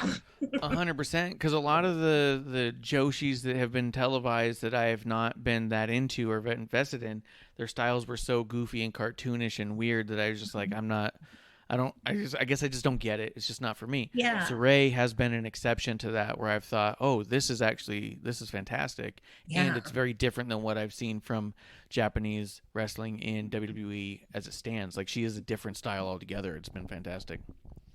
Definitely the female Okada there. Okay. Because she has that presence like Okada has. That, you know, I'm just like, wow, this is going to be good. I'd love to see, you know, in the future, you know, her and like Toni Storm. That would probably be a really great one. Ooh. Sad shouldn't have that. Mm-hmm. Yeah. Justin, what do you think of this match? And then I'm going to hit the chat because I see that we've missed a couple things. I enjoyed it. I definitely was disappointed that we didn't get Ember, but I enjoyed Dakota and being in there. I was a little disappointed that they kind of ended her undefeated streak this soon. Yeah, but I mean, what you know, do with it? And do you really need it? Dakota needs the momentum right now, and I get it. Mm-hmm. That's a big win for her, so I'm fine with it. And Saray's undefeated streak wasn't this impressive streak. It was just a couple of good wins as she's starting off, giving her good steam in the beginning. A loss against Dakota, who's about to go for the title, isn't going to derail Saray as long as they keep the momentum going outside of the Dakota thing. So, yeah, I felt you too, because I was like, bummer, Saray lost this one, and I thought like it was going to make it interesting if she won it. But, yeah, it wasn't the worst way to go about that, I don't think. I thought the match was actually pretty solid in and of itself. I thought it was really good. I thought they worked really well together. Do you want to hit the YouTube chat real quick? Takes was saying he liked the gimmick, hated what Johnny did, made it very much about Johnny, loved Indy in it. Yeah, Bishop was saying that he loved Indy in the through story that we talked about, but he hated what Johnny was doing because he was making everything about him. And maybe that's part of my problem is, we've talked about it before, if Charlotte's in a segment, then the whole thing's about Charlotte, and Johnny's very much the same. Also, Johnny's very much a student of HBK, and he was very much the same. It didn't matter who was in or around or what the goal was. At the end of the day, he wanted to make sure all eyes on me and no one else at all, and he didn't care who he buried to get there. And I do feel that there's a similarity with Johnny there, that he's never concerned about someone else looking good or looking strong, as long as he gets all his shit in and says things and he's listened to, and he's the most important in the whole thing. And maybe that's part of the reason why this whole way thing bothers me, is because he comes off so fucking arrogant and cocky, but not in a heel way, in a performer way. You know what I mean? Do you feel like that about Adam Cole? Yeah, I see through it. With Adam Cole, no. I think Adam Cole thinks he's making other people look good. I think Gargano is like the guy in the improv troops that interrupts everyone else's jokes to say his own joke, no matter how bad it is. And you go, all right, dude, it's a group of people. You're not the only one who gets to finish each line. You know what I mean? And there's always a guy in the improv groups, especially the young ones, where they cut a lot of lines and say their joke and look at the crowd like, eh? That's Johnny. It's that fucking ego where you go, shut the fuck up, dude. You're not that funny. You're out of your element, Donnie. You know what I mean? So maybe that's what it is. Maybe that's why it's harder for me to see the other people, is maybe they're being overshadowed by the butthole of Johnny. But yeah. But we'll keep it moving. The Dakota Kai and Saray stuff, good. Raquel Gonzalez came out and chased Dakota. I thought that was good. Yeah, and then she talked some shit on the mic for a minute. I thought was good. Yeah, I she's very powerful. That's a good good moment for Raquel. Yeah, I agree. Yeah. Anything you want to say about that, Justin?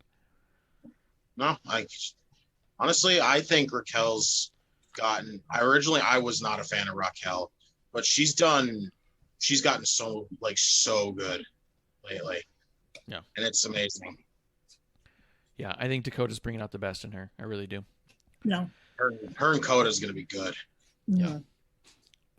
Let's see. After that, we had Ilya Draganov come out and cut a promo, impassioned, yelling Russian, talking about how where he comes from, it's not about words, it's about fisticuffs and such.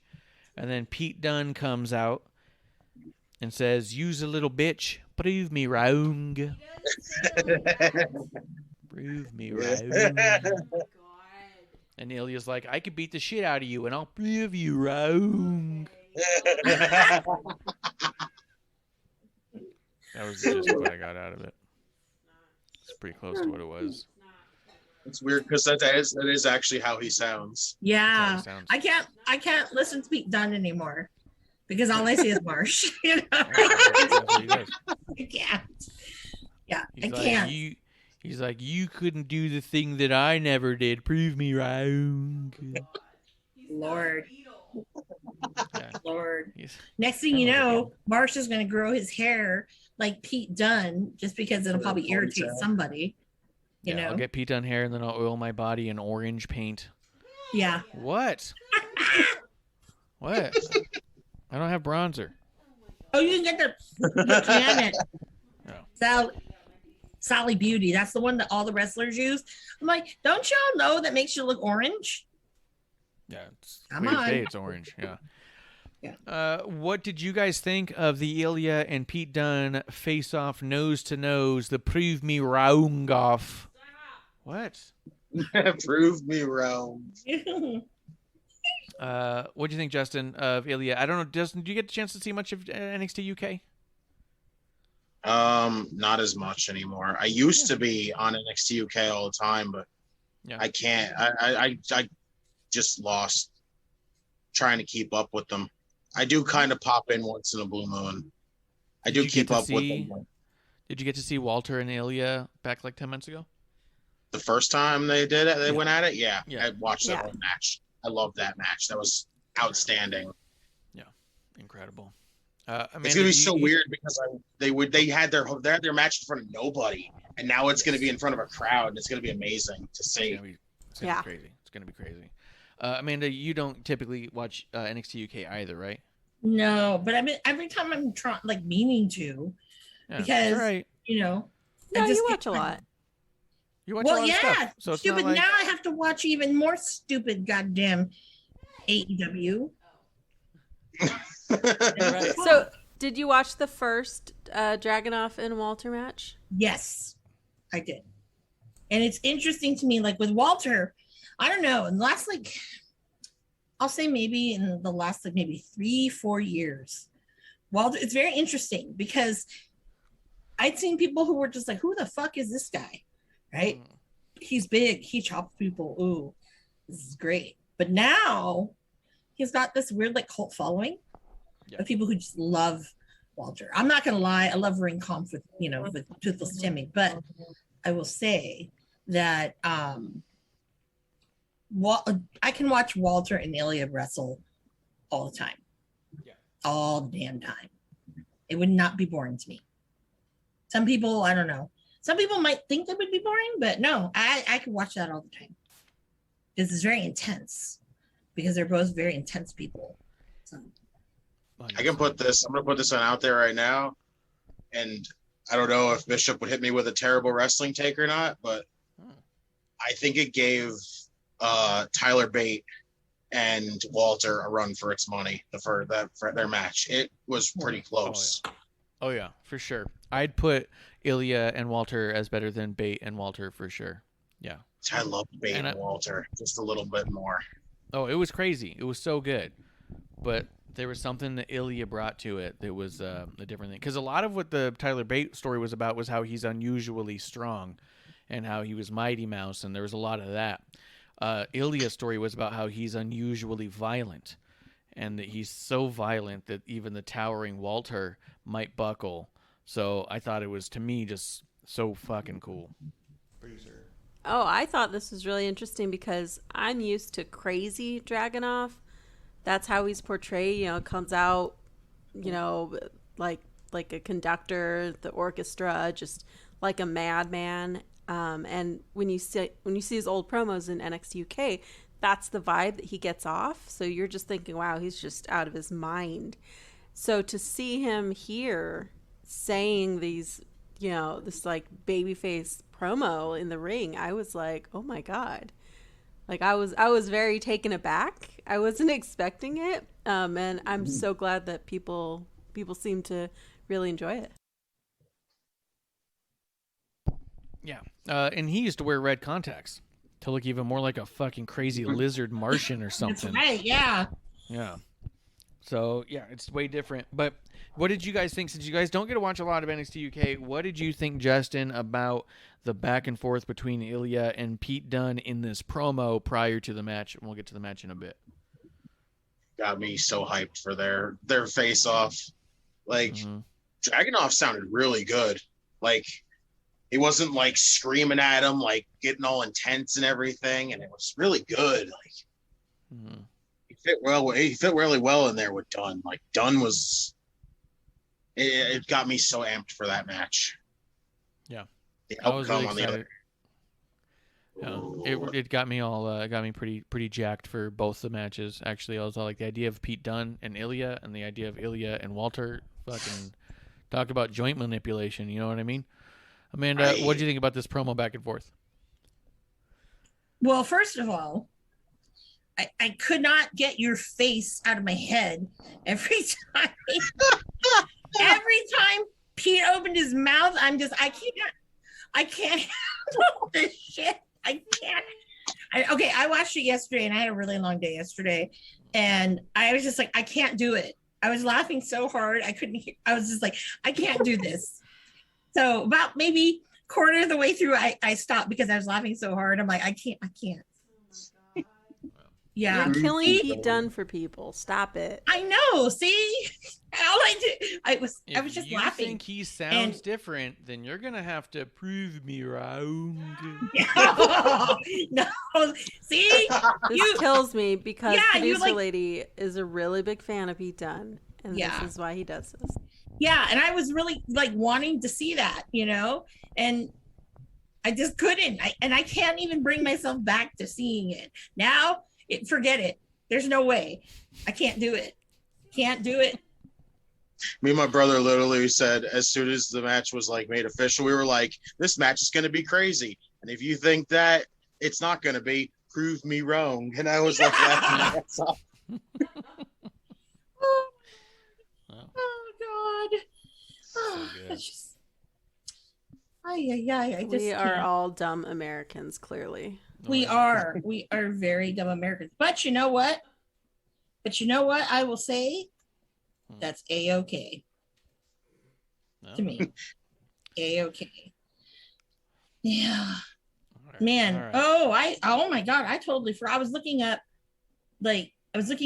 Bola because I remember that's the only time I've seen Ilya Draganov wrestle live was at Bola. Yeah. And fuck. I forgot that Walter and Jonah Rock faced each other. I forgot that. Wasn't there a triple threat with the two of them and Keith Lee? Oh, that'd be amazing. There was Jeff Cobb. It was one of the two. Yeah, I think it was Jeff Cobb. Yeah. That's crazy right there. Yeah, but the first round was so hard because it was Walter versus Toothless Timmy. Oh. Yeah. Damn. Yeah, so obviously Walter won. But hey, you know what? We got a great match later with Shingo Takagi and Walter, and that was just amazing. Oh my God.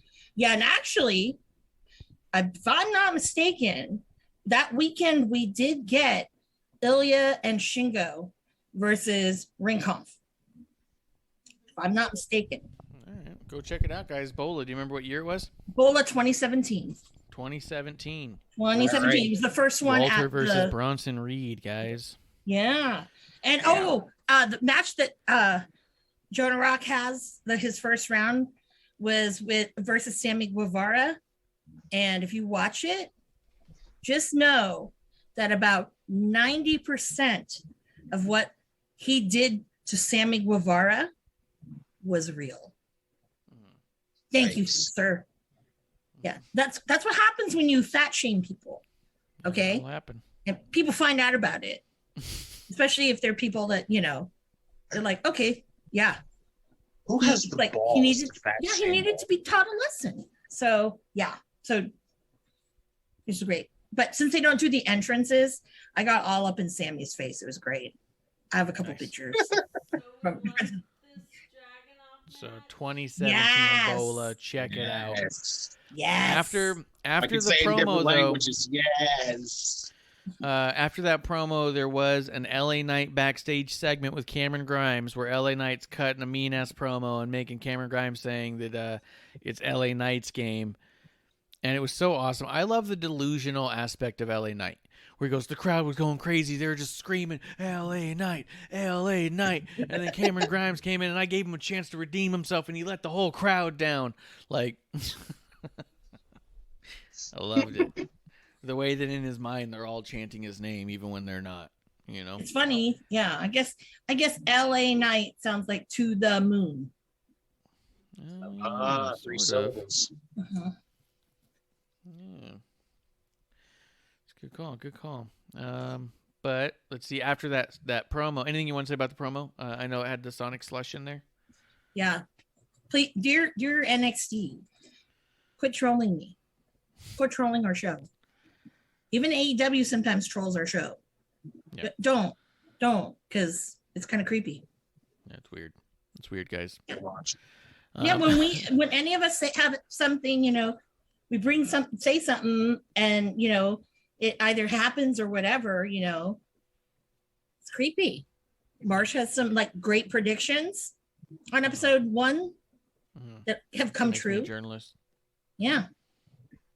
Then we did get an LA Knight match where he defeated Andre Chase in quickly fashion, which I thought was actually a really good match that was mapped out well. Like, it was exactly what it needed to be, and there was no fluff about it, and it was good. Justin, what do you think of it?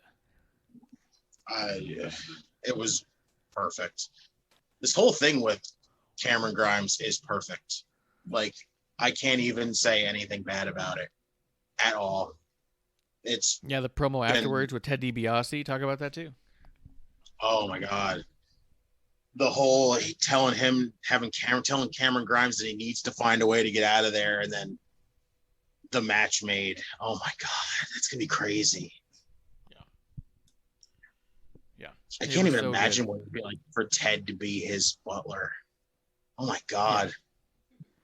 Yeah, I loved that where he's all like, at the end of that match, he goes, if he's not my butler, you are, or whatever. But it was so good, man. And LA Knight, the fact that LA Knight was going back and forth with Ted DiBiase there for a minute or two, like, fucking dream come true for that guy, no doubt about it. And also, he's like hanging with one of the best talkers in the business. And Ted DiBiase was not off his A game here. He was on it, Yeah.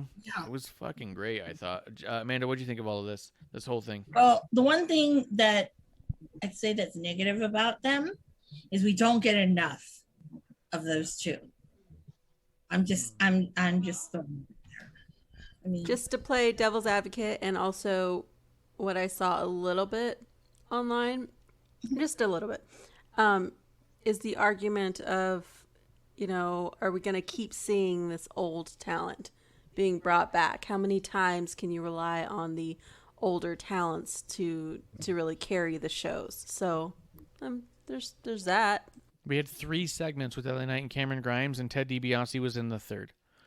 I will say, I thought that there was a weirdness where LA Knight and Ted DiBiase are going back and forth, and Cameron Grimes is feeling a little bit like a third wheel because he's being ignored and walked on and over-talked by everyone in the segment, DiBiase and LA Knight. Like, it made Cameron seem like he was being a little bit punked around by both sides, even though one side was supporting him. But maybe that works into the story just fine. So when he overcomes and becomes the big deal, that it's like, meaningful, It's weird that I almost thought he was going to have Cameron Grimes sock Ted DiBiase. yeah. It gave me weird vibes, like he was going to have Cameron Grimes deck him. Yeah. Well, yeah, I don't know. I liked the fact that Ted and LA Knight made the match and the stipulation without Grimes being able to like do anything about it. He's just like a pawn in the whole thing. But I did like that, hey, he gets his third chance, and he's like, if you can win this match by the grace of God, then good luck to you, But then he said, if I win, then he won't be my butler, you will. And I was like, fuck yeah, $1 million belt on the line with Ted DiBiase as your butler. And I'll tell you, I'm torn yet again. As much as I want Cameron Grimes to get the win here because he's been getting punked around, part of me likes LA Knight as $1 million champ so much that I just don't want it to not be the case for a while, I like how they've been doing it mostly because they don't like have matches, like they have gaps between their matches, and that's what's better. They give you time to tell more story, and then they have another match, and then they tell more story, and then they have another match. It's not just match and then like 2 weeks later another match. Yeah, 100%. They've been spacing it really well, and this is a program that would work on SmackDown. It's been going so well. Oh, absolutely. So yeah, I guess I have nothing else to say about it other than I agree. I could watch a 2-hour program with just LA Knight and Cameron Grimes, no problem. So, Yeah. Yeah. Moving along though, they did have a little video package there for Gigi Dolan, and then she came out and had a match against Amari Miller. It was an okay match. It was, to me, from my perspective, it was okay. It was a little disjointed. It was a little bit slow, but the finisher that Gigi did actually looked very, very impressive and innovative, and I really enjoyed that, and I look forward to seeing more of her. I thought the promo she did, the little video, was good. But yeah, the match didn't blow me away necessarily. We'll start with Amanda. What'd you think of it? The promo was okay. But for me, I think that I still remember her Priscilla Kelly. Yeah. She had done some weird shit. Really weird shit. And I don't know if I can really erase that in my mind when she was on the indies. And I've never thought that she was that, I don't even want to say great, but even that decent of a wrestler. So that's why for me, it looked kind of slow. It wasn't necessarily, it was clunky. It's just, there's nothing about her except her look that's exciting. That finisher she had, that was great. But I don't see the value in her, Did you think this match of hers was better than most of the matches you've seen her on the Indies, or no? It's on par, because her matches mainly, unless she's got something in it for shock value, no one talks about. That's true. Justin, what do you think of this match? It was solid. I know a lot of people will bring up her like raunchy and disgusting things she's done on the Indies. Like the people that have actually seen it. It is hard to like not think about it. When you see her, you look at her and you go, oh, I know her. She's done that nasty thing. And it's like, okay, I get it. But honestly, she's not that bad to me. Yeah. Like, I'm glad we're seeing more of her on TV, because I don't like hate her for all the weird, nasty stuff she's done. She seems like she's kind of past that now, and it's let her develop more. Yeah, and that's true too. Is that when you're new on the Indies and you're trying to get booked and trying to be seen, you're gonna have to do something to stand out, especially in a scene that at the time had like Tessa Blanchard in there. You're not having Tessa Blanchard level matches. You're needing to do something else to get on that show. You know what I mean? So, well, she's been wrestling for a long time, because if you remember, she was on one of those big gypsy wedding things that was on like Lifetime or something. Yeah. Oh, yeah. Was she really? Yeah. Priscilla Kelly. Shit. Yeah. You go Google it. Check it out. Oh yeah. I saw the episode. Seen that actually. Oh yeah. my God. And when you go back, you're like, oh my God, that's her. Yeah. Because she wanted to be a wrestler. Yeah. The other thing that also is in my mind too is I always think of her and Darby, because obviously they were married more, obviously. But yeah, I always thought that was kind of they're a good couple together, but when that kind of fell apart, I'm like, oh, okay. Yeah. That's true too. They're kind of weird together, and it was kind of cool. Gypsy Wedding was some show that was on like TLC, where it was just like TLC or Lifetime. Yeah, and they were just trying to put together these weird weddings for these people who live a gypsy lifestyle, and yeah, she'd gotten on there. And also, because Darby Allin was on one of those. It was one of those like fake shows where it's like 1,000 Ways to Die, but this was like a weird like I almost died but I didn't, and he told some fake story that he had made up about like having sex with someone in the woods and is getting cut or something, or getting bit by an animal. It was some sort of weird stupid thing he had made up to get the money Darby for was it. on 1,000 Ways to Die. It was one of those. It was like 1,000 Ways to Die or Weirdest Places I Had Sex or something like that. But that doesn't make sense. What? Look it up. He was in one. I mean, it's just there. I can't tell you. He was trying to get the payday. He needed he got like a couple grand for it, and I think she was doing the same thing. I don't know if that gypsy wedding thing was even legit or just a way to get some money. Because at the time they were sitting in they were living in a car. So, well then yeah. I mean, I agree with what you guys are saying. We'll move it along. There was more Dexter indie stuff, but we talked about it. Adam Cole and Kyle O'Reilly did a face-off in the ring. I'm going to be honest, as much as I don't care about Adam Cole, I was surprised at how much I've lost interest in Kyle O'Reilly. With as excited as I was when he was in a program with Finn Balor, everything he does with Adam Cole makes me less and less interested in anything he says. And to me, he's sounding really weird in these promos and awkward, and it's all like, I don't know if I'm just off base on this one. Justin, I'm going to start with you. What'd you think of the Adam Cole and Kyle O'Reilly face-off? It is really weird with Kyle O'Reilly. It feels like, I don't know, he's trying to be heel. And does he know outside of Undisputed Era how to like be a heel himself? I don't really know. But it's freaking weird, because this whole matchup, as much as I'm like, okay, I know that these guys can put on good matches together. Yeah. But it's crazy because this feud's literally the same thing that happened with Johnny and Ciampa. Yeah. And it's the same stipulations. Yeah. Or no, with Johnny and Cole. It's the same fucking stipulations. Yeah. In this. I don't get it. It's crazy. Like, is this just now the way to just end the feuds? Like, come on. Well, it's just the way that Adam Cole knows how to do things. So he's like, oh, let's just do the Johnny Gargano story again, but this time with Kyle. And they're like, okay, sounds good. That's so lazy. I That's don't so like lazy. that. Amanda, what do you think about this face-off between the two of them? You know, I don't know. Does NXT really not have a lot to do anymore? I mean, I know they took away some people who were on NXT and gave them their papers. It's like, do we really need to see this again?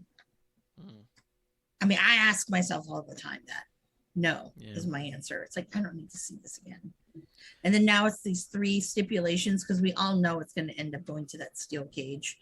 Yeah. And honestly, I'm not invested in that. And I just, it's boring to me. And, you know, I don't know, because what's going to happen next? Well, I don't know. Does Adam Cole go away? Probably.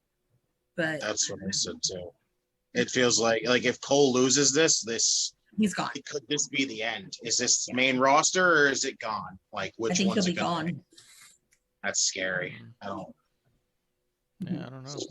know what's next. Yeah, I will say this. One thing I think that if it did happen, I'm just fantasy booking this here, but it would be very interesting if they did slap AEW, if he went there with his old lady, if they slapped the title on him and her. That could be an interesting kind of program. They both are like meh, but you know. Yeah. I don't think they would. Johnny and Candice. Yeah, I wouldn't be interested in him going over there. I don't think that they would, to be honest. I think prove me wrong. I think that there's if he ended up in AEW, I think that he would be. I don't think they would offset any of their championship plans for him. I think they would do stuff with him, but I don't think that they're going to be. I think they have it set in their mind how it's going to go for a while, and that's just what they're doing. I don't think they change a lot. But I wish they would. I wish they would be a little more on the fly because it's been very predictable for a very long time. Well, remember, the Bucks did kill Adam Cole. Yeah, that's true. They killed him. Capital murder. There was a Ciampa Thatcher video promo, which I liked a lot. I think those guys are fantastic. Calling out Ridge Holland, which I liked a lot because I think that dude's awesome. So I can't wait to see how that all play out. And then there was the NXT Breakout Tournament semifinal with Trey Baxter against Odyssey Jones, and Odyssey Jones beat the shit out of Trey Baxter, and it was fucking dope. To me, I think it was dope. But you guys tell me what you think. I'm gonna start with Amanda. What do you think of the Odyssey Jones and Trey Baxter? You know, I really honestly thought that they were probably going to try to push Trey Baxter, but with Odyssey Jones, that was a shock to me. But because then I'm like, wait a minute. They're keeping big guys, but you know, I mean, the big guys that they got rid of, like Bronson Reed, is like, dude, you know, like there could be some really great shit that some of these bigger guys can do, you know, versus each other.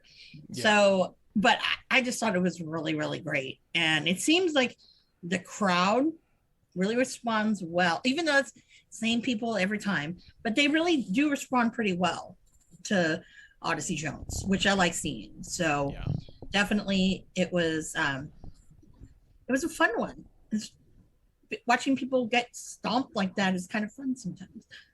Yeah, it was good. And I thought Trey Baxter was doing a really good job of being resilient, trying to use his speed to get the advantage, and Odyssey Jones just being too big of an obstacle.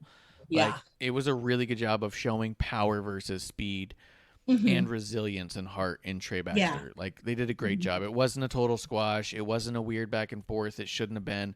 It wasn't like a lot of the competitive matches that go on forever. Like when Kenny Omega had a competitive match with Marco Stunt, it makes it look a little off because you're like, look, Marco does not look believably like he's striking someone very hard to begin with, and he's not using his speed to get over, right? This was a really good showing of two people of really extremely different sizes and utilizing their best strengths and the better man winning in the match. Like, it came off competitive, and it was competitive and believable at the same time, which I thought was fucking cool because I feel like I feel like we don't see that a lot. Feel like we see competitive but not believable more often than not in wrestling nowadays. Justin? See, I'm gonna probably have to be that guy, don't I? Damn it. Do it. Be that guy. Do it. I didn't really like it. It instantly it killed my excitement for the tournament immediately, because it just feels like we're falling into the whole, we're only pushing big men thing, and I just got disappointed. I got really disappointed because Odyssey Jones, to me, yes, he's really charismatic and the crowd seems to love him. He's still giving me fucking Mark Henry vibes, and this is their way to replace Mark Henry since they lost him. They're like, let's just have the guy who now is believing that it's actually playing the fact like that he's Mark Henry, and I'm just like, God damn it! Dresses like him, looks like him, moves like him. I'm like, fuck! I'm like, damn it! We're really just doing this, aren't we? I got really like that. Immediately put my excitement on the tournament down. They didn't do a breakout tournament last year, right? They did one the year before. The one before, yeah, the year before. Okay. Yeah, I can see that. I don't think that there's any indication that that's the direction they're going, other than some random dirt sheet saying it. But at the same time, if they were going for big guys, they wouldn't have gotten rid of not only Bronson Reed, but a slew of the other guys they got rid of were over 6 feet tall and 200-something pounds. So it's like they got rid of a lot of really big guys. They didn't get rid of their smallest guys on the roster. They didn't get rid of Gargano, and they didn't get rid of Cole or anything. They didn't get rid of anybody who's actually small. They got rid of a bunch of big guys. They got rid of Alex Zane, and he's kind of small. But the narrative that that's what they're going for is baseless as of right now. But even then, if they were really going for that and just trying to crush the small guys, Trey Baxter wouldn't have looked so good in this match, and he looked good in this match. You know what I mean? There wouldn't be a point, right? If it's like, hey, we're going Odyssey Jones and everyone else be damned.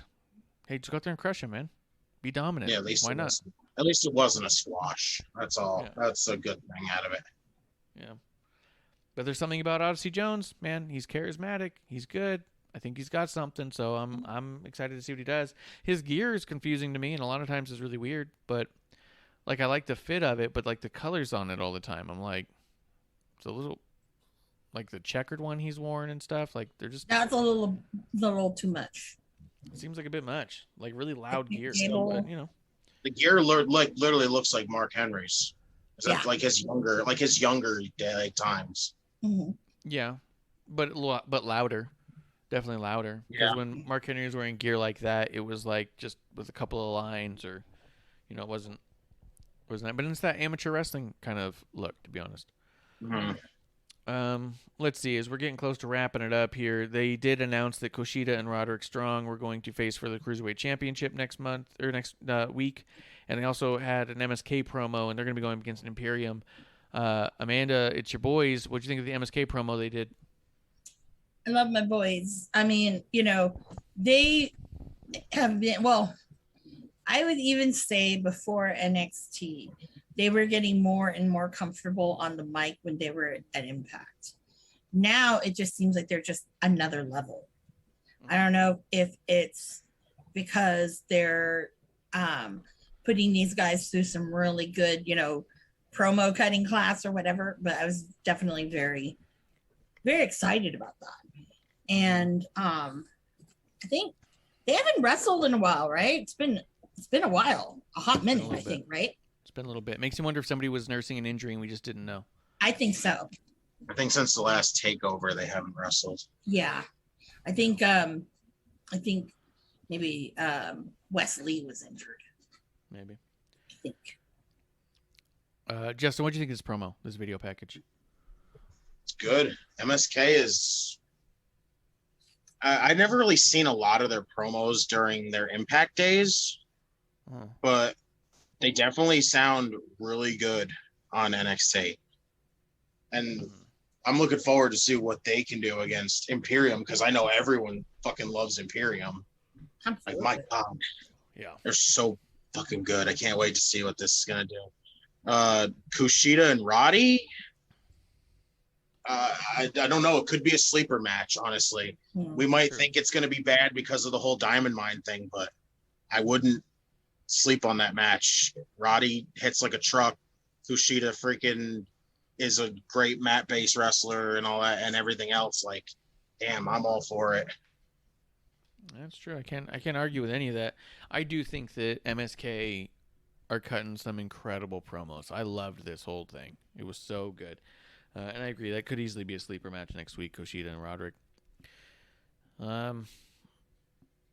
Let's see as we move it along, as we get moving. And I haven't been exposed to MSK until they got to NXT, so I don't know about their old promos and stuff. But we did get Boa versus Drake Maverick, where Boa murdered Drake Maverick, which was pretty good. What's going on with Tien Shaw? Because I don't know. It was weird without having Xia Li there. I think Zaya's going up. Yeah, and with what's her bucket getting up out of the chair. Mei Ying. Yeah. Yeah. Yep. And she spit in the dude's face, and Drake's face. It was, yeah. It's a little weird what's going on. Xia Li's not there, I think, because she's been called up, according to some of the dark matches. But even then, the dark matches are hard to say, too, because on the dark matches, like, I want to say on both Friday and Monday, Dakota Kai faced Ali or Ilya in the dark match. And it's all like, Dakota Kai doesn't look like she's been called up yet. I mean, I wonder if there's starting to be a little bit of an overlap. Remember there used to be that? Remember there used to be before someone got called up, they started doing the house shows? With like, remember Asuka was doing house shows with everybody on like SmackDown? And you're like, oh, they're getting her used to working with the SmackDown roster, you know? Matter of fact, even before Nikki got called up, she was doing the SmackDown loops and stuff and working with all them. So I wonder if it's just one of those things where they're getting ready to call up Dakota as well. Wouldn't bother me. Could be. She's been down there for a while, so I wouldn't be surprised if she got called up. Yeah. And Xia Li's so good. I think that you could fit her in somewhere too. That does bring us to the main event. Ilya versus Pete Dunne. Justin, what do you think of this matchup and the aftermath where Walter comes out and Ilya ends up getting a little sneaky on Walter and holds the title and just kind of looks at it and stuff? What do you think about all that? See, match I loved. They were stiff. They were technical. They were just murdering it with everything. And it was great. I was loving it. And then the ending, it didn't really make any sense to me. The whole, like, even with a loss, even with a distraction, I don't get why Ilya had to lose. Like, Pete Dunne getting the win was not really necessary. Dunne's in the middle is probably going to be involved with the Thatcher and Ciampa thing. So why is he getting a win over Ilya right now? He's not. He has nothing to do with the title scene right now. So. Yeah. I couldn't figure out why Ilya had to take the loss either. Yeah. Because there was, but at the same time, I don't think that anyone, because it was such a good match, I don't know that anyone needed, like, I didn't think of anything like, oh, Ilya really needed the win here, because I do think that if I'm going booking 101, Ilya loses here because he's going to win the title. Right? Yeah.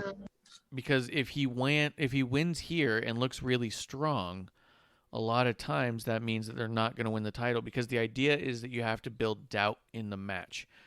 The whole point of this match isn't to get a win or a loss here. The point of this match against these two is to make you feel a certain way about the match that's coming next, which is Walter Ilya. If Ilya looked really strong, you'd say, oh, Ilya's got a really good chance of winning against Walter. If Ilya lost their last match, couldn't win this match because Walter's already in his head, you go in there thinking, I don't think Ilya can do it. Like, it'll probably be good. He's going to put up a fight, but Walter's in his head. He couldn't do it last time. He didn't get a win off Pete Dunne. Like, it doesn't look good. So then if he gets the win, it's a bigger feeling. You know what I mean? Where if he won, you go, oh, yeah, he's got a good shot. And if he loses at that point, you go, oh, how could it be? And then you're emotionally involved the other direction. Does that make sense? Oh, definitely. Mhm. The whole just make him feel like he's not going to win the title. So that way, when he wins the title, it's a bigger moment for him. I get it. Yeah. Makes sense. 100%. Now, if he doesn't win the title, then it's all a bummer. Yes. But if he wins the title, it'll be that much more impressive and cool and that much more of a fighting spirit is what I feel like. A lot of times you see somebody like look real strong right before the match. Like all the stuff Charlotte's been doing right now. If it was anyone else, I'd say it's a really good sign that she's not going to win the match. But it's Charlotte, so it's kind of like hard to say. But when someone looks that strong over their opponent before the match, it's typically because they're going to lose. Like think of Seth and Brock Lesnar. Seth was getting his ass fucking handed to him, had his ribs cracked, constantly getting his shit kicked out of him every Raw. So he wins at Mania to make it a bigger moment. You know what I mean? Like, it's the comeuppance thing. So I think that's what they're trying to do here. Underplay Ilya, show how strong he is, show how badass he is. Like you said, there were a couple of pretzels twisting each other up. Amanda, I've said a bunch. What did you think about this match in the aftermath? Well, I love that whole twisting pretzel, submission. Oh, girl stiffy. Yeah, that's my shit. That's my kind of wrestling, which shocks me that I don't make the time to watch NXT UK. But yeah, But I too was puzzled about why Ilya did not win. I get it, but I think either way, because I don't think I feel. When it comes to Walter and Ilya, I don't know if I feel strongly one way or another, but I think that this is a time now where I think that, someone can really take that belt from Walter. Mm-hmm. And that's a great person to do it. Yeah. But I don't know. I could be wrong. Yeah. Prove me wrong. Could be wrong. So, yeah. So we shall see about that. Yeah. But I think if you were to ask me what's for me, probably the most desired match I want to see, I'd probably say it would be Ilya and Walter. Yeah. Even though I love Joe and I love Karen Cross, no, I really think it's going to be these two. This is the one that's going to really just wow everybody. I think everyone. I think everybody is thinking it's going to be, Joe. I love Joe and I love Karrion Kross, but this one has the total potential to kick the shit out of everything. Oh yeah, because their first match is still like on my list of match of the year. Yeah, and this is an audience that isn't really exposed to either one of them. Yes. So I think. For me, I'm like, oh, this is great. Kid in a candy store. So I think that this is gonna probably be match of the night. And if it's not, I'll be shocked. Yeah. Walter and Ciampa were match of the night when they had theirs. So it wouldn't surprise me if Walter does it again. Yeah. Yeah, but at the same time, Cameron Grimes and LA Knight were match of the night on their takeover. Right. Yeah. God. You know what I mean? Well, that's like right there, top three. That's like the top, going to be the top three matches. It's going to be. That's what I mean. And those are like three headline matches you've put in the card. Like Jesus, like I'm so excited for this takeover, more so than I have been almost any other takeover. To be quite honest, there's usually one or two matches on takeover. I'm like, I'm okay. It'll be fun. Last time, But this one, Karrion Kross and Joe, fucking Walter, Ilya, Cameron Grimes, LA Knight, those are my styles of matches. Those are the types of matches I get involved in because those are so story heavy. They're so I want to say like believably realistic, believably competitive in everything that they do. Those people, every one of those people put so much into those matches to make it make sense why they're doing the moves in the order they're doing them. That I'm like, this is going to be fucking incredible. And usually there's only one or two matches I'm really looking forward to. And then all the other matches are just like probably going to be good matches. You know what I mean? Yeah. This is one where I'm all like I was looking the most forward to LA Knight and Grimes that time. Looking at this, I'm like, fuck, all these guys do it the way that I like to see it done. So it's like, I'm so excited for this takeover. Yeah. For me, there's only 4 matches I really kind of want to watch. and it'd be those three, and then Dakota and Raquel. Other than that, you know, I'm not used to anything. Yeah, what else? Well, MSK, but MSK, you know, like, right? I yeah, mean, that's true. MSK. Damn, they're this is a really good card. This is a very good card. Yeah, I think that's the only 4 matches actually announced for Takeover right now. Mm-hmm. Are the 4 you want to see? Because the tag titles match is next week, and so is the cruiserweight title. That's right. Yeah, but there's a good chance that we end up with MSK in a match at Takeover, either on the kickoff or otherwise. But yeah, I mean, at this point, I'm all like, these are all my favorite people in matches. This is incredible, and I don't usually think about. One more. Oh, you know what? They announced the Cole and Kyle O'Reilly. Yeah. Oh yeah, that too. Yeah. So I'm like 50-50 on that. That's a snooze fest for me. Yeah. So long. who the fuck do you put in the headline? You know what I mean? Like, fuck. As much as you They're gonna put that in the headline because there's a steel cage. Yeah, that's the main. That's the main event right there. Yeah, but realistically, you look at the other matches and like those are bigger deals. You know what I mean? Mm-hmm. This is just some shitty fucking grudge match. Like, and at the end of the day, I get it. Like, Adam Cole's a big deal to NXT, but to me, if he closes the show, I might watch the main event a different day. I might get to that point and say, all right, I'm done for the night. I'm going to pack it up and finish that match later, you know? Because, yeah, the other ones are so much more important to me. And I hope Peacock isn't going to be a stupid cock and they get their shit together. Right? That's a good point. Dear God, not again. Mm-hmm. Yeah, definitely a good point. Anything else you guys thought we missed on any of these shows? No. Nope. I'm curious to see tomorrow night Rampage, because we're gonna have a some of the matches will be interesting. Again, I really hope that Britt Baker loses in her hometown. That would be great. That'd be funny. hysterical. Yeah, just because I love that kind of shit. It's petty. It's great. We're supposed to see Ricky Starks and Brian Cage kind of talk. That'll be very interesting. Mm-hmm. Hope Ricky wears shoes and not fucking slides. Anyway. Mm-hmm. Yeah, no, but that's funny. I don't even know what else. Oh, wait. Oh, but then we got stupid Christian, and that's boring, you know.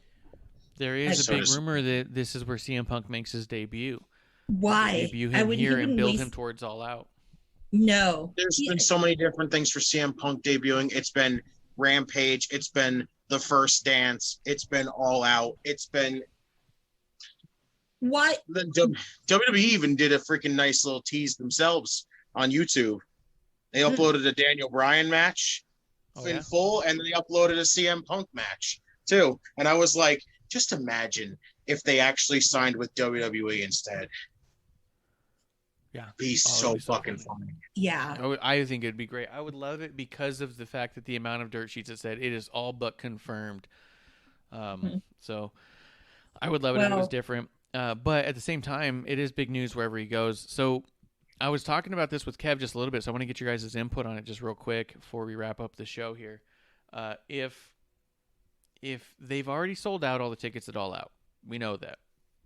So do you bother to bring out CM Punk before All Out, or you just let him come out at All Out, have the huge hometown crowd pop of his first debut, have him interfere or not interfere, but have him come out and be a presence?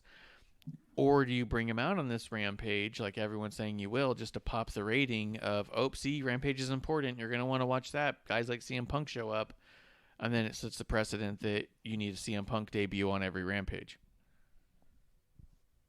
So I think the Christian announcement was their way to pop the rating was their way of trying to pop the rating for Rampage. Oh. I think Punk either debuts at First Dance or that they're showing the 20th First Dance or at All Out after the world title match. The freaking Kenny's standing in there, and then the freaking music hits, and everyone loses their shit. Okay. And I just sit there and go, all right, get ready to watch everybody just fucking go insane and not stop talking about CM Punk for the next year and a half. Yeah. I will mute everybody. Oh, that's a good point. I have no interest in Punk. I just don't. Me neither. Hashtag Team Banana. I don't care about him at all, but I do recognize that it is a big deal and it is Yeah, going he's to a big be draw. it is going to be a big talk, and it is really exciting. I mean, the idea of him coming back, as much as I don't care and I'm not invested, it doesn't mean a ton of people aren't, right? Yeah. So I never connected with him as a character ever, or a wrestler, or even a person, or even after he was a wrestler when he was just doing all these interviews. He never said or did anything that ever made me go, you know what, this guy seems all right. More than anything, I think that if he comes back, regardless of the company he comes back to, it's for the love of money and not, or the big fuck you is what I was saying earlier. I think he would love to say fuck you to the WWE and pop up in AEW more so than he loves the idea of wrestling at all. He hasn't done anything even remotely close to wrestling since he left and wasn't even watching, and openly would say, yeah, I don't watch wrestling. I don't have anything to do with it. Didn't start watching wrestling again until he started being on backstage. And now if he does this, it's for the money and the fuck you. It's not because of his undying love for wrestling. I don't believe that for a second based off of what he has said in different things. So that's my take on it. Justin, what do you think? Yeah, I don't. Punk, like I said it before, Punk's just the only reason why he'd come back is for the money. He doesn't give a fuck about fans. He doesn't give a fuck about the business. It's just whatever the fuck benefits him. He just has anything that benefits him, and that's all he fucking cares about. Yeah. Mm-hmm. Amanda, what's your take? Yeah, hit the nail on the head. I mean, if you can turn on your best friend, someone who's had your back like that, how he did, yeah, That's yeah. I mean, it just kind of is like, damn, dude, it's all about you. Always has been, and people's true colors come out. And I know a lot of people are like, oh, well, Commander's pretty true. I'm like, no, that's not the point of it, because back then, I mean, now it's different, but back then, I mean, he was, doing indies. Like he didn't go back. He wasn't back at Ring of Honor yet, or if he did, when he did go back, it's like maybe wrestling once in a blue moon, and then that's when they put him on commentary when they lost everybody. I mean, Carino went to WWE, and I don't remember who else was on the mic then, but yeah. So that's when we got Ian Riccaboni, and then all of a sudden you have Cole Cabana with him, and not. But I will say that Corey Graves has mentioned before. I want to say it was on Twitter or in an interview somewhere. He talked about his falling out with CM Punk, where it was not so much a falling out, so much as Punk just ghosting him. He's like, I thought we were close. We talked about our families. We talked about our kids. We spent time together. He's like, I thought we were close friends. And he walks away from the business and tells me to delete his number. Like, we were. Yeah, he did that with Hornswoggle too. Yeah. Yeah, if I'm not a lot mistaken. of guys were just kind of like, well, what the fuck? Yeah. And so it's like. Yeah. And then I think the ultimate one for a lot of people was hearing about the stuff that happened with him and Cole. I think that was the big one where a lot of people were like, well, you're really a fucking asshole. But, again, like I said, but one thing that would be interesting to come out of it, if it would happen, is his old lady. Yeah. You think his wife would come back? Oh, dear God. I've only really want to see her wrestle Tessa Blanchard, to be quite honest. I don't think she'll come back. I think she's just done with wrestling. She used to want to come back. Someone was, but that was a long time. That was years ago. I think she's done wrestling. Yeah. She's got her hands in so many other things. I would say that if she came back, it would be also for the fuck you of it, which is a big fan base for the AEW. The fuck you fan base. That's a huge part. I feel like, I think Kevin mentioned it once, and I thought it was really cool because he says that it doesn't feel like anybody who's watching AEW is passionately in love with wrestling. They just passionately hate WWE, the way that they talk about it. And also, I guess if you got to pick a passion, say what, Justin? I said, well said, Kev, because that's fucking true. It's so true. Yeah.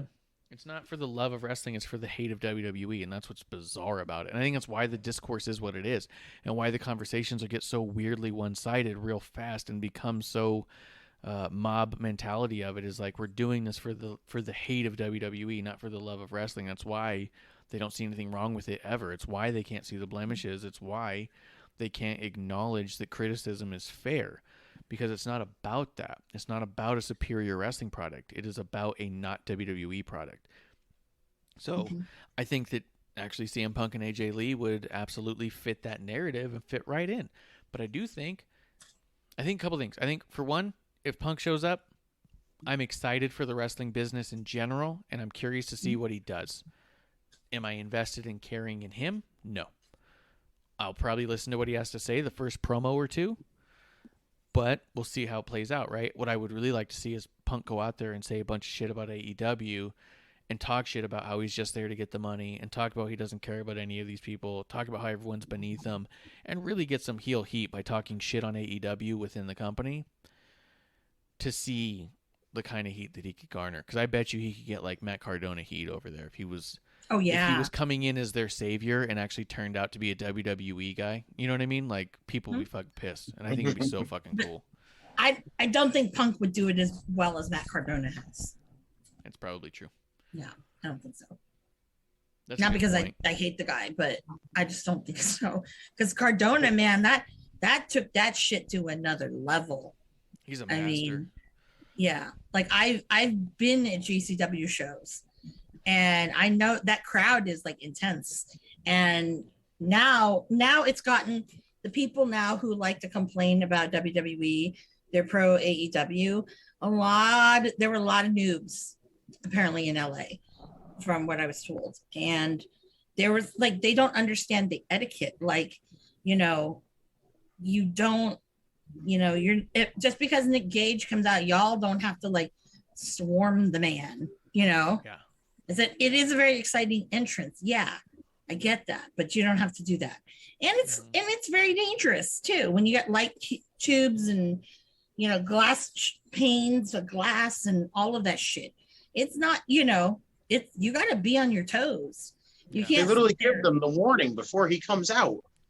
Don't they? But here's the thing: if you're going to a show that has deathmatch, you already know going into it that there's going to be all this stuff. Regardless of who it is. It could be like, it could be Jimmy Lloyd, it can be, G Raver, it could be anybody. But, people don't understand that. I mean, people don't move when they see a wrestler coming at them over the barrier. They don't move. That one I hate, because it's like, not only can they injure you, but you can injure the wrestler. Yeah, and, for sure. Yeah. I've been caught up like that because people didn't want to move. And I accidentally kicked someone in the head. I'm like, oh my God, are you okay? And they're like, I'm fine. I go, well, at least I wasn't wearing heels with Yeah. Oh, Spike. Justin, is there anything you wanted to say to close out the show? Anything that you think that we missed you want to make sure we talked about? No, I think we got what we needed to cover. Do you want to tell people where they can find you? Hang out with the Don of our side of the IWC. You can find me on Twitter, JustinTime211. You'll see me popping in and out, and I don't really go on Twitter like too much. I don't stay on there because all the crazy bullshit that goes on. Yeah, but he is unfiltered and he is honest and he is there when he's watching wrestling, so he's definitely worth the listen. And he does find a way of bringing together like-hearted people who may not be of the same mindset, but who have the same intentions and the same willingness to discourse, and we all appreciate that with the Don of the IWC right there, just in time. Amanda, come and join us. Yeah, come and join us. Amanda Jane, you want to tell people where they can find you too? Y'all can find me at Twitter and Instagram at Miss Amanda Jane. I want to comment on that because honestly, like with the IWC, my big thing is this. I'll give you my take. Is you might not like people because of whatever, but there is some kind of, I think, common decency and respect that we should have towards each other, because we like the same thing. We're not all going to like who you like, who everyone likes. I know I like people that people don't like. There are a lot of people that I do not like that everybody loves, and I don't get it.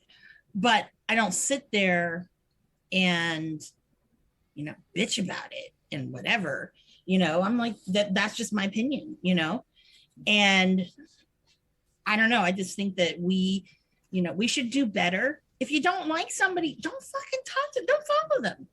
Don't read their shit. Don't, if they block you, don't, go find their tweets, and see what they're talking about you. No, don't care. Just move on. Find other people who enjoy what you enjoy and that you like talking to. That's all. I mean, you saw it here earlier. Me and Amanda just went on a tirade about how awful we thought all the Gargano stuff was. We pitched it to Justin. He goes, I thought it was hilarious, and I really enjoyed it. I would watch it again, given any second. We're like, God damn it. You know what I mean? Like, the idea is that's the discourse, is we're all here as drinking buddies. We're all here as pals to have a couple of drinks, talk about this wild world of wrestling that we all love, and have a difference of opinion and be able to make fun of each other, poke fun at each other, and have no ill intent towards each other. You know what I mean? Like, there's nothing wrong with jabbing at Justin for liking Gargano when we don't, as long as we aren't serious about it. But people take that shit serious, and that's the problem. You know what I mean? Like, no, we're just having fun. We're having drinks here. And you know what? Justin will be back. We don't know when, we don't know how, we don't know why, but he will be back. That is his ethos. I was going to ask Justin to convince me why I should like it and not hate it. That's a good point. We used to do that to Clump, Justin, when because he was our resident AEW expert when it first started, and me and Kev would find a thing that happened in AEW that we thought was ridiculous, and we'd go, defend this shit, Clump. Used to fucking make him do it. Oh, jeez. We should have done that to you. Defend this shit, Justin. Oh, God. But it was all in good fun. Right. It was all good fun. We all had drinks, and we came back another day because it's fun, and we take it seriously, but we aren't serious. You know what I mean? Yeah. What I do take seriously is, having really great, marquee matches that get you really excited and gets everyone excited, and not only just that, good storylines, but above all, just things that don't make us look stupid. A lot of wrestling, a lot of shows and a lot of promotions do that. And I'm like, people aren't as dumb as you think. So quit being carny. Yeah, 100%. 100%. Guys, I think we've done I think we did it. I think we did an episode 1 to the best of our ability. Mm-hmm. I think we will be back for another episode 1. Yeah, I think so.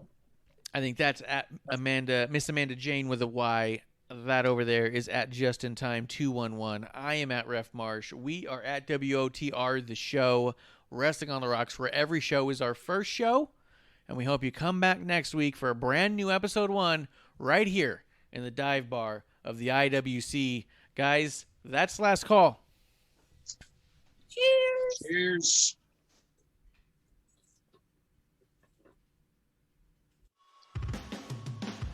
Hey, producer lady here. Thanks for tuning in.